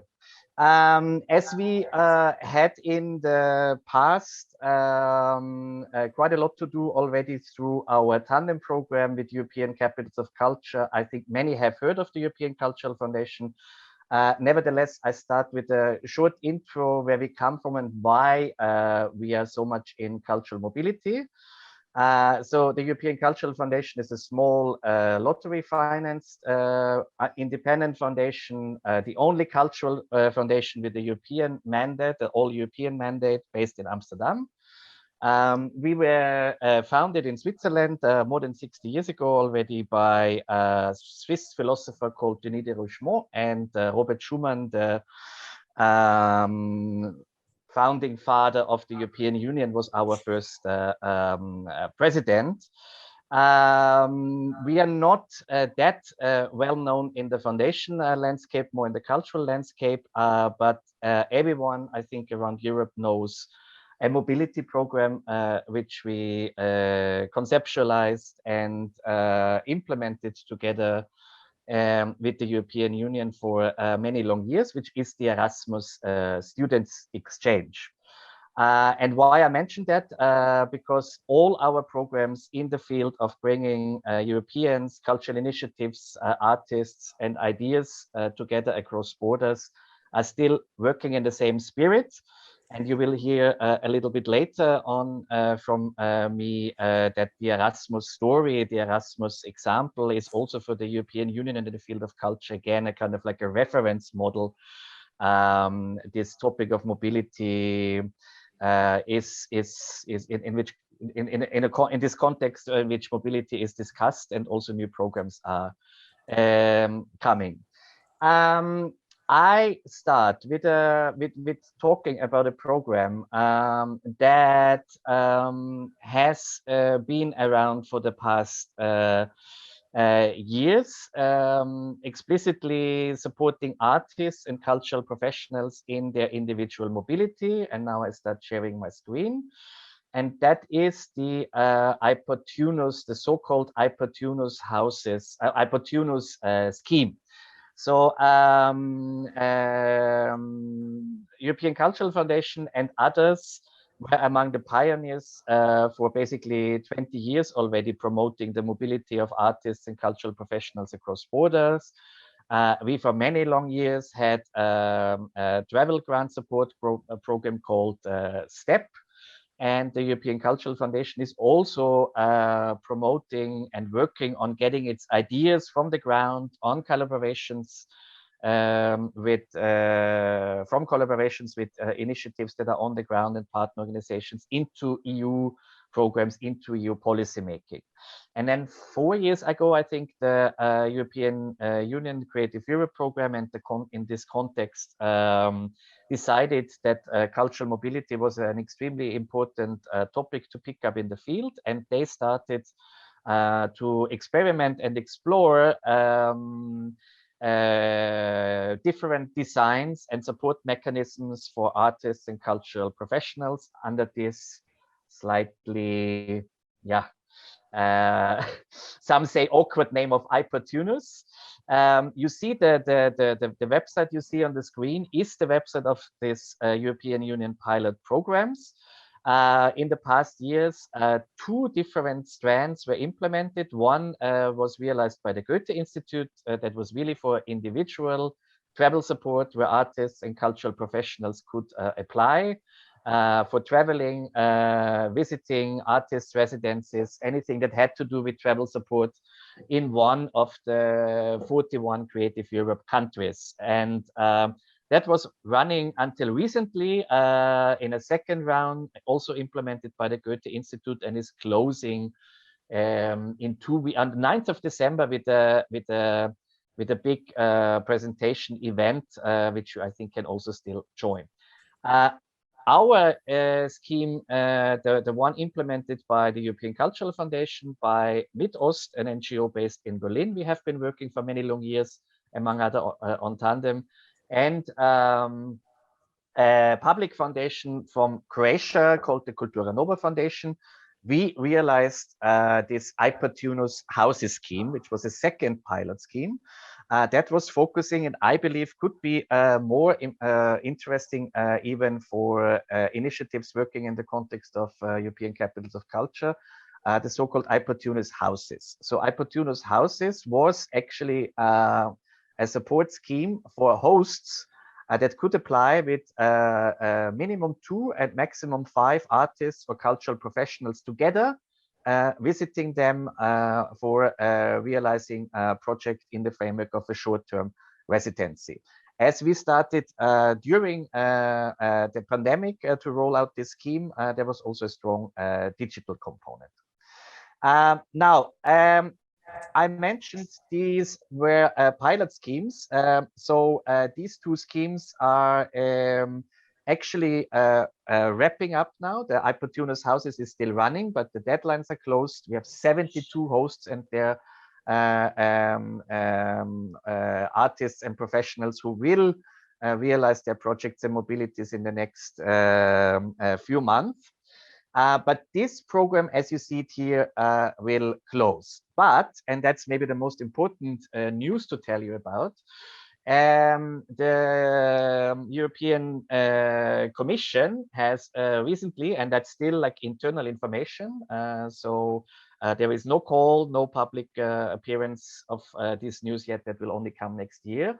The plan is now to come with something, and there we go back to our Erasmus history, to come with something that is running under the working title Erasmus for Culture, and that will offer in the future, in the next 3 years, mobility support for artists, cultural professionals, and again, also host organizations. So they were skeptical about the pilot we did, European Cultural Foundation with Ost and Kultura Nova did in this field, I have to say, but we are very convinced, and we ourselves as well, by this scheme with the host organizations and this Erasmus for Culture working title. It will, we heard it will not be called i-Portunus anymore, but maybe Erasmus for Culture, maybe something else, will have a budget of 20 million euros in the next, more than 20 million euros in the next 3 years.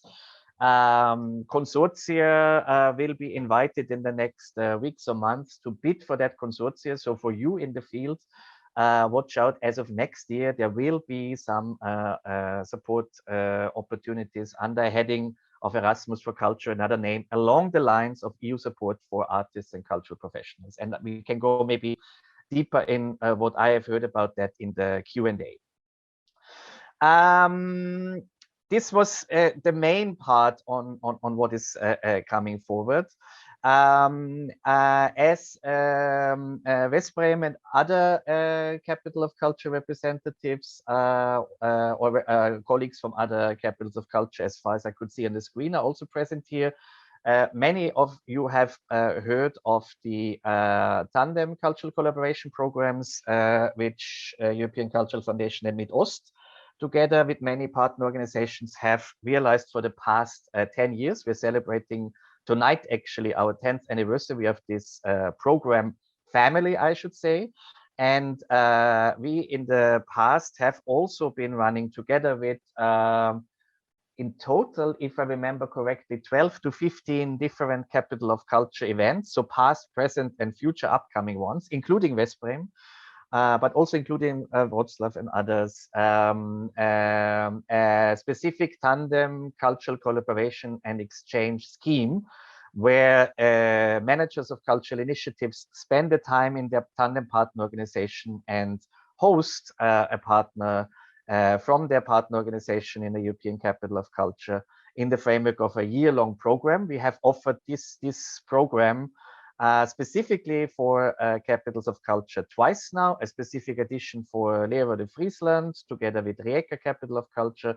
So this is something we did in the past. This is something we are theoretically still interested in. We have no concrete plans to offer that, because that also always depends on the interest and co-financing of capitals of culture organizations to offer that for their cultural field in preparation of the capital of culture coming up. Of course, you all know how important the European dimension is in these cultural capital events, and Tandem in the past has been a program that was often supporting cultural initiatives, so not the organization as such, but cultural initiatives and arts organizations working in capitals of culture to connect across borders and to build strategic partnerships for the future. So this is just an offer that also in the future European cultural foundations and others may be interested to design a new edition of Tandem program or a similar program to bring people together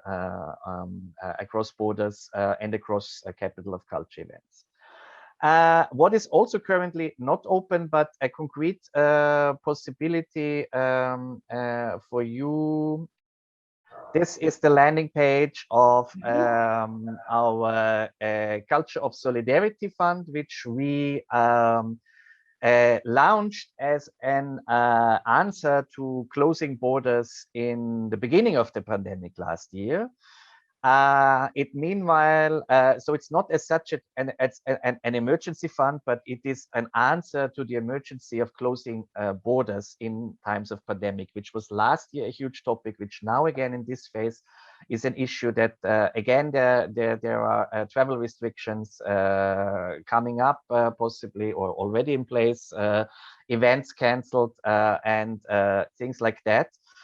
The reason why I mentioned the Culture of Solidarity Fund to you also as a future opportunity is that it came in a number of open, but also in a number of regionally specific, for example, with initiatives in the north of Italy, but also thematic specific editions. Most recently, we did a big call on cultural projects for regional transformation that involved at least two or more transformational regions in Europe in cultural projects that were addressing transformational challenges on a regional level, but especially in a pandemic context. And as I know, many of the upcoming capitals of culture are located in similar regions of all sorts of transition, and everyone is faced by the pandemic transition now. This would have been an opportunity to apply, but we may also come with new thematic editions in this context, and certainly with new thematic editions of this Culture of Solidarity Fund next year.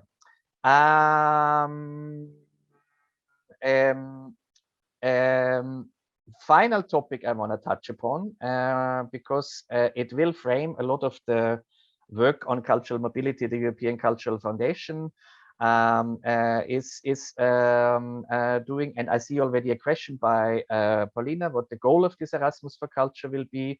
So it is similar to the i-Portunus, also to support mobility of artists and cultural professionals across border. What will play a big role in our own mobility work in the future, and also what is our contribution to the ongoing i-Portunus pilot project is a study on the future of cultural mobility, where especially the very tricky question of the climate damaging effect mobility and traveling has will be also tackled in the context of like, what can we do? What are their tools to travel more responsibly, travel less, travel more with less CO2 exhausting causing means of transport, and all these like very tricky questions, which Cultura Nova is currently also working on in a study that we will present the next year as an outcome also, and that will feed into this new Erasmus for Culture also. I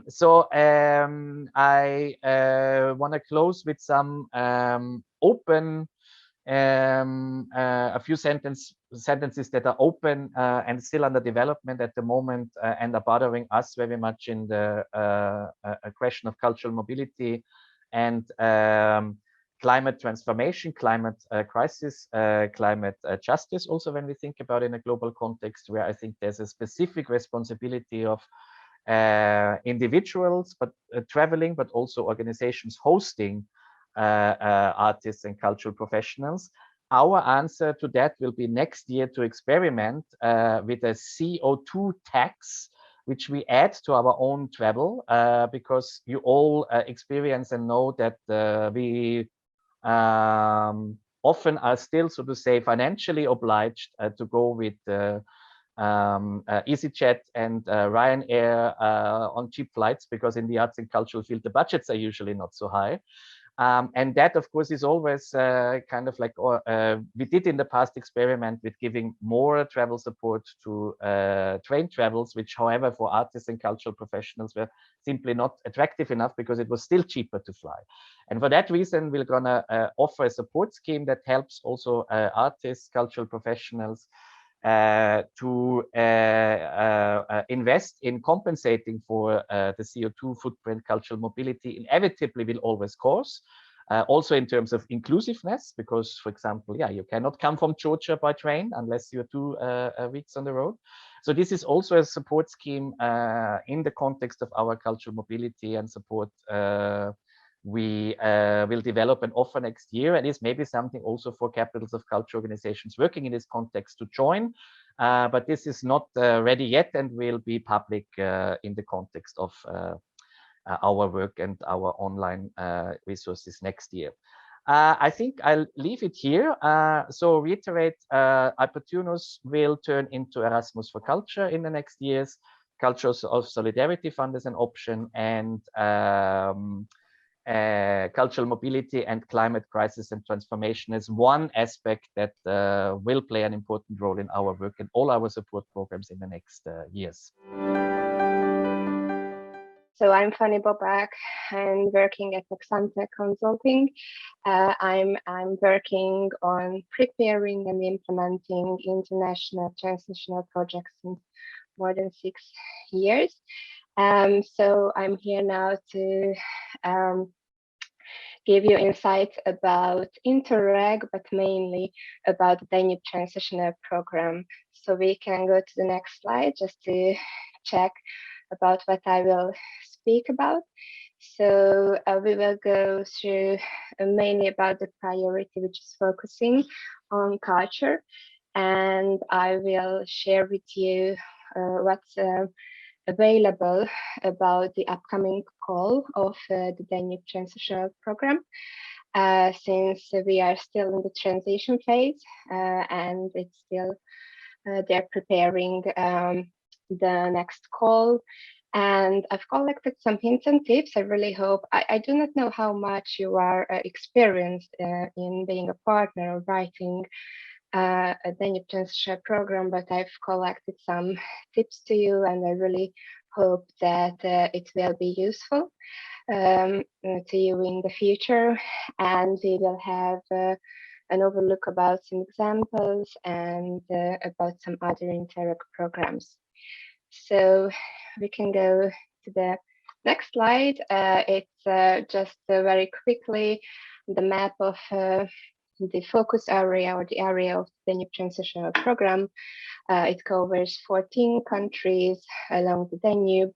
This is actually the program with the highest number of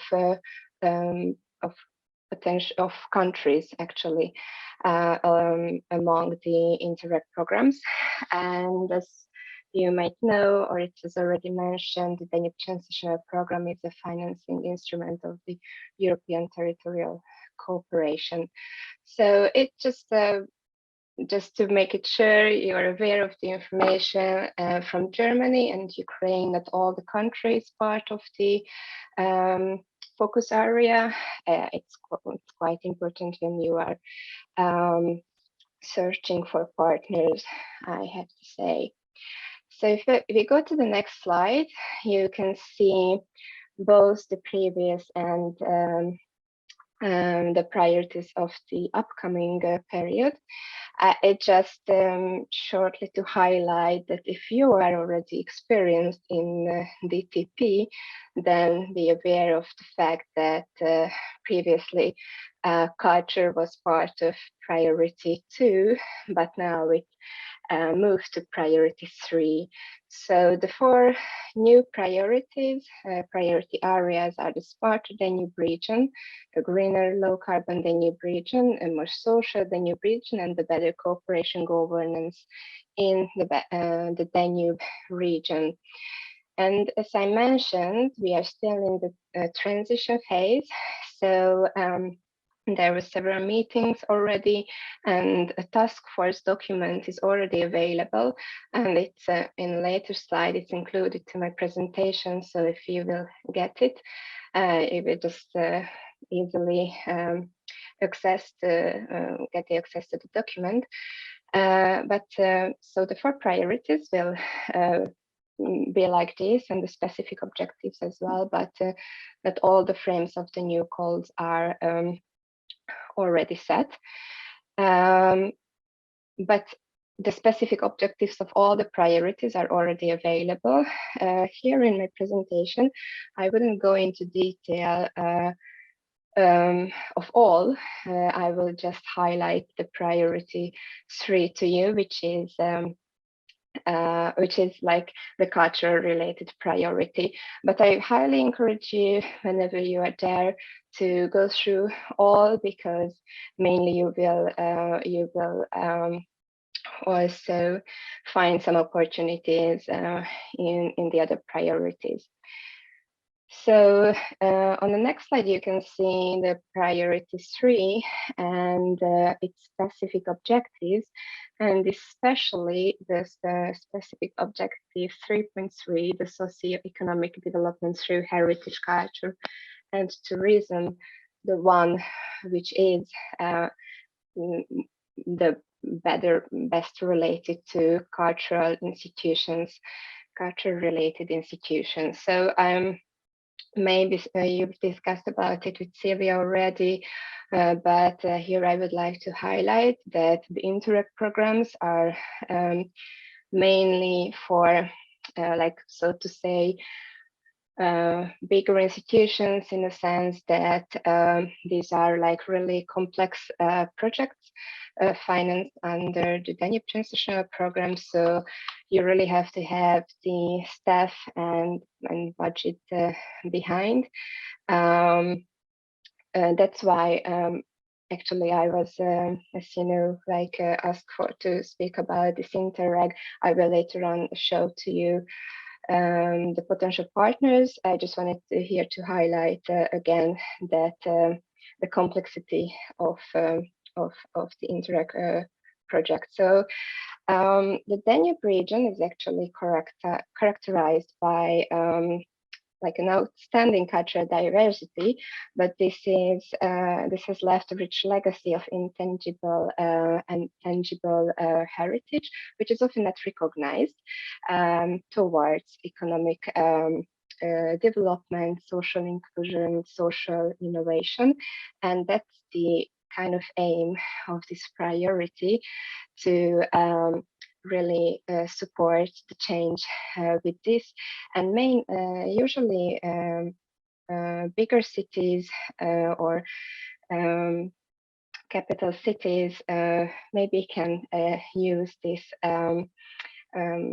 or better use these available heritages already, but the Danube Transitional Program would like to really make the local and regional participants also into the conversation and make the connection between the local and wider Danube region. So if we go to the next slide, here's more details about this specific objective 3.3. All specific objectives, in a case of all specific objectives, there are focus areas defined already in the task force document, and it will be detailed whenever the call is launched. So you can see here that mainly culture, heritage, and tourism is, so to say, a kind of instrument towards, as was already mentioned, the economic development, social inclusion, and social innovation. And I just would like to highlight how much you should really keep it in mind when preparing a project proposal and thinking about the potential idea that would fit into the Danube transnational program. On the next slide, you can see some expected results and examples for possible actions that the DTP already defined for us. So, for example, improving the accessibility of tourism and culture infrastructure. It's really important that it's really support, and it's really important that it would like to provide these services for the vulnerable groups. Also, a valorization of joint natural culture, heritage, and culture activities such as like hiking, cultural routes, cycling, or in the preparation of other thematic routes.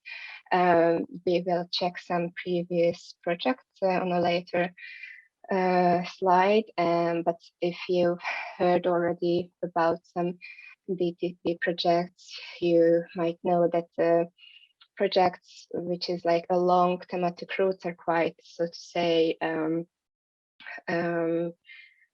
famous, or there are plenty of projects that was formed along this possible action.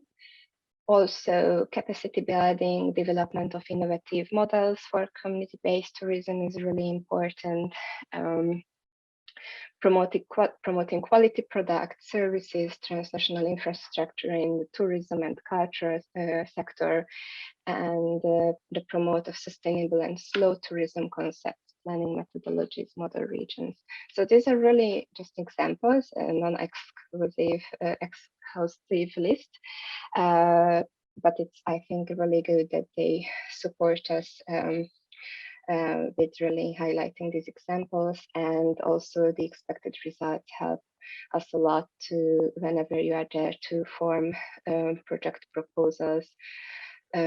So really your output at the end could be these thematic routes, concept plans and models, and maybe it's good to highlight here that all the results you will have, or the results the project has at the end of the implementation period, should be really transferable and show us best practice to other regions and countries.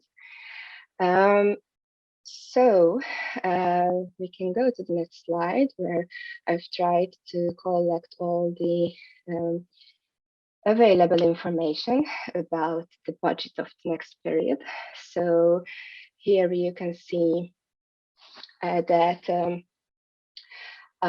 we know that from the European Regional Development Fund, the next 4 years of the DTP will have around 170 million euros. And that's the latest information I know. It was I've heard on a conference this week that hopefully whenever we know the IPA and then the ICI contributions, the total budget will end up around 215, 270 million euros. But as mentioned, it's still under planning. The total budget is around 20% less than in the previous period, and which is an important change is that the new co-financing rate is 5% less than it was. So it's now so to say only 80%, but that's still the 10% national co-financing as a pre-financing rate. It might differ across countries, so it's also something you should check whenever you are there of preparing a proposal and your budget. So it seems in the new period, 10% will be the own contribution that an applying partner will have to cover, but that's usually manageable with staff costs. And there's a small mistake on my presentation, because usually our general project budget is in between 1.5 and 2.5 million euros for the whole partnership. Okay, so on the next slide, I've collected some information about the potential beneficiaries. So here you can see the main types of a potential beneficiary. These can be local, regional, national, public bodies, bodies governed by public law, international organizations also, but private bodies as well. And it's really important to have a wide range or as diverse the partnership is the best. There's a rule that at least there should be 3 partners from different countries, but generally or usually a partnership or a consortium is set up with 8 and 15 partners from 6 and 8 countries. And apart or beside that, there's associated partners also in a consortium. That's the bigger the partnership is, the consortium is, the harder to coordinate and lead it, which might be really different or difficult, but it's really important to have a diverse partnership from different countries of the area of the 10-year transnational program. It's an additional point whenever the proposal is there by the evaluators, and it's when there's so many different partners. I believe then, or it's also based on experiences, it's very important whenever you are brainstorming and really working on your project. And the associated partners, maybe you know it, but it's good to highlight that they are not having an own budget. The associated partners can be there on the events, project events, or partner meetings, and their travel is financed by one of the partners. So each partner has an associated partner, or some of the partners will have an associated partners. That's mainly the fact. I should highlight it by the specific objectives, but maybe it's important, or it's also good here to highlight that each project under the prepared under the DTP should really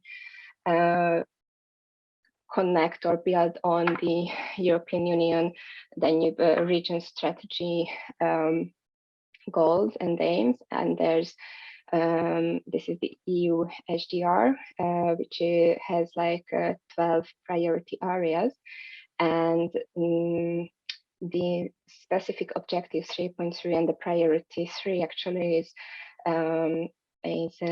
connects to the priority area 3. And also, since I've mentioned that it's really important to gain economic development and the social innovation and inclusion, it also in a connection and built on priority area 9 and 10. So I highly support you or suggest to check the priority areas and check the EU HDR goals. It's also why it came into my mind here by the potential beneficiaries is that it's also good if you have a kind of letter of support from the relevant priority area coordinator. It's hard to get, but really worth it. So it's just another hint to have in mind whenever you are there to prepare a proposal. On the next slide, you can see a kind of timeline of the first call in the new period. That's the latest information I know, and as mentioned, it was said during the conference this week as well. So really, there's no more new information. You can expect the launch of the first step in spring 2020. So it will be a two-step procedure. I would say that only the expression of interest will have to be submitted in spring, but that's almost the whole project that you have to prepare for that that time. It only means that whenever your project is will be chosen to be able to apply for the second step, which is planned to be at the end of the next year, then in between you will still have the chance to like change the partnership or change some part of your project proposal, and the final approval is expected for mid 2023. And really that's the best tip is that so there's not really a chance that your project will be able to start before autumn 2023, so it's quite a time. On the next slide and the next few slides, I've collected some hints and tips, summarized along the preparation and the proposal writing process. So sorry if you are aware of some of those, but maybe it's good to highlight. So I would suggest that prior proposal writing, and when the call is maybe not already launched, you should already analyze the needs in your region and have an idea. And I would like to suggest that prior, like really deeply analyzing the specific objectives and the task force document, it's better if you already have an idea in mind, and then you can fix it to the requirements of the program. But then for sure check its significance and relevance to the priorities. And it's also really important to analyze your network and really think over who would you like to work with, and what type of partners you need or for your project proposal. And or if you are not applying or if you are not leading or wanting to lead a project, then also what kind of partnership you would like to join. The DTP website, social media is always up to date, and I highly recommend to already discuss your interest with your national contact point. This is the NCP. I will show the contact details of the Hungarian one to you. And there's also a possibility on the DTP website to submit your project idea, and there others can check it and maybe express their interest to join your consortium, or that's also the way you can look through the submitted ideas and get in contact with those partners whose idea you really like. On the next slide, some hints. Well, it's just very quickly the two-step. I do not really want to go into detail. It just shows the difference between the first and the second step, and highlights the seed money facility. That's also a link included. Actually, this is a possibility to cover your preparation phase. So I highly recommend to check the website and check whenever it's open.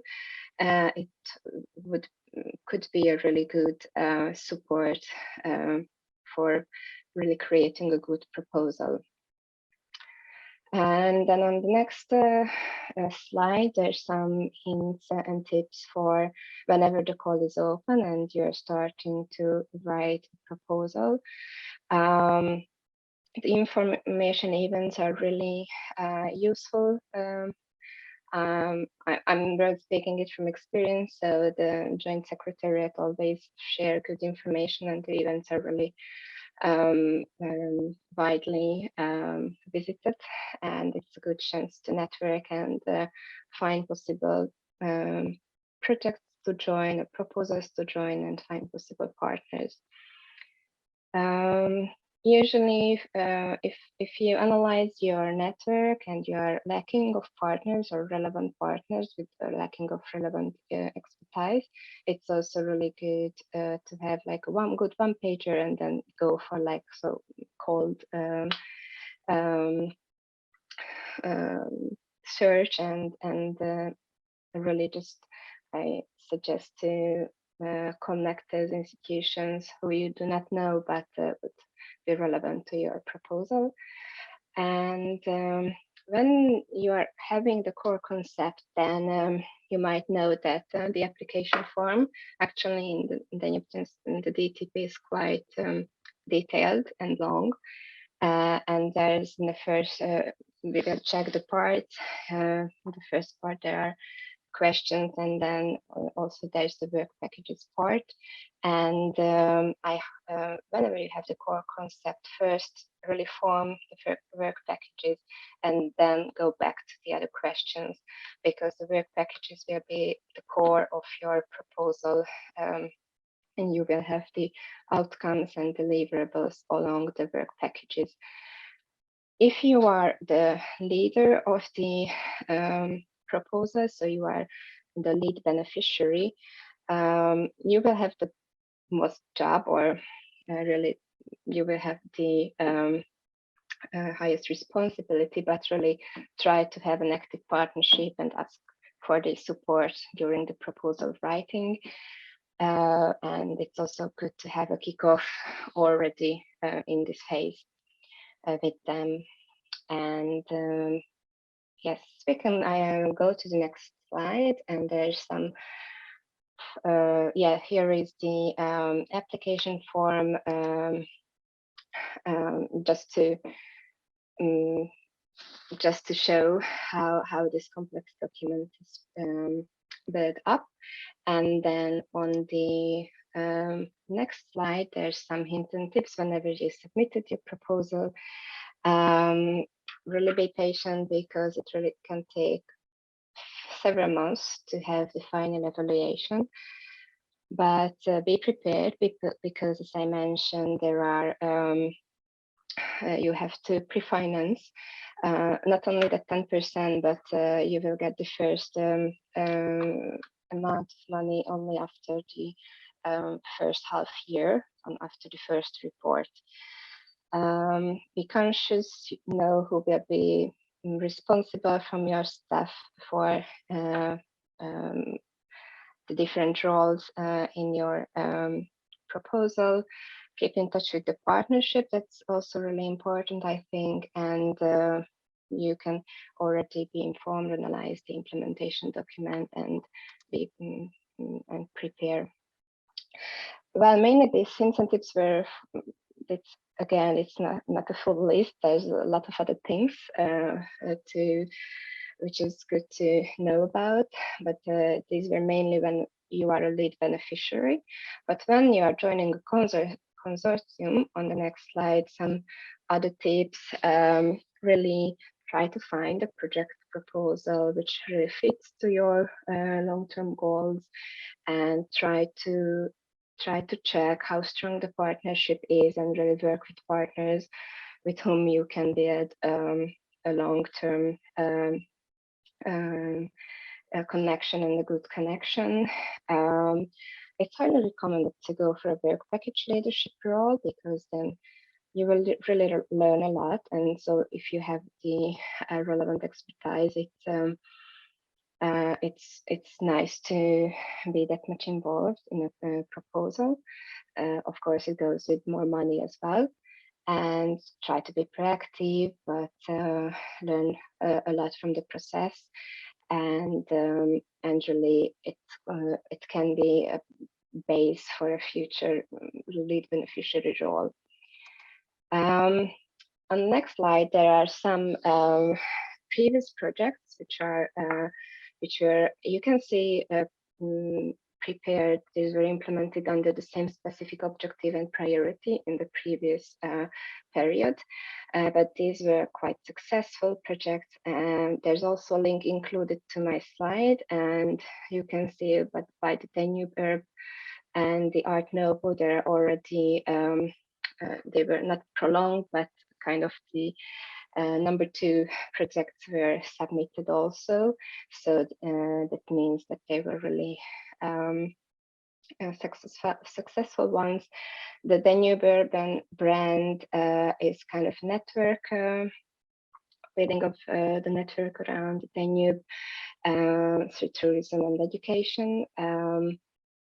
The Budapest Technological University, BMA is the lead beneficiary of this project, actually. The Art Nouveau was around the Art Nouveau heritage in the Danube region, and the Rediscover was around the Jewish heritage. These are just really a few examples of possible results and projects. I highly recommend to check the website of these. As I mentioned, or it was actually on one of the previous slides, that it's highly recommended to do a kind of desk research when you are in the, just before you have the idea and start writing your proposal. It's also really important to check the previous projects. Do not do the same what was already did, and the DTP is really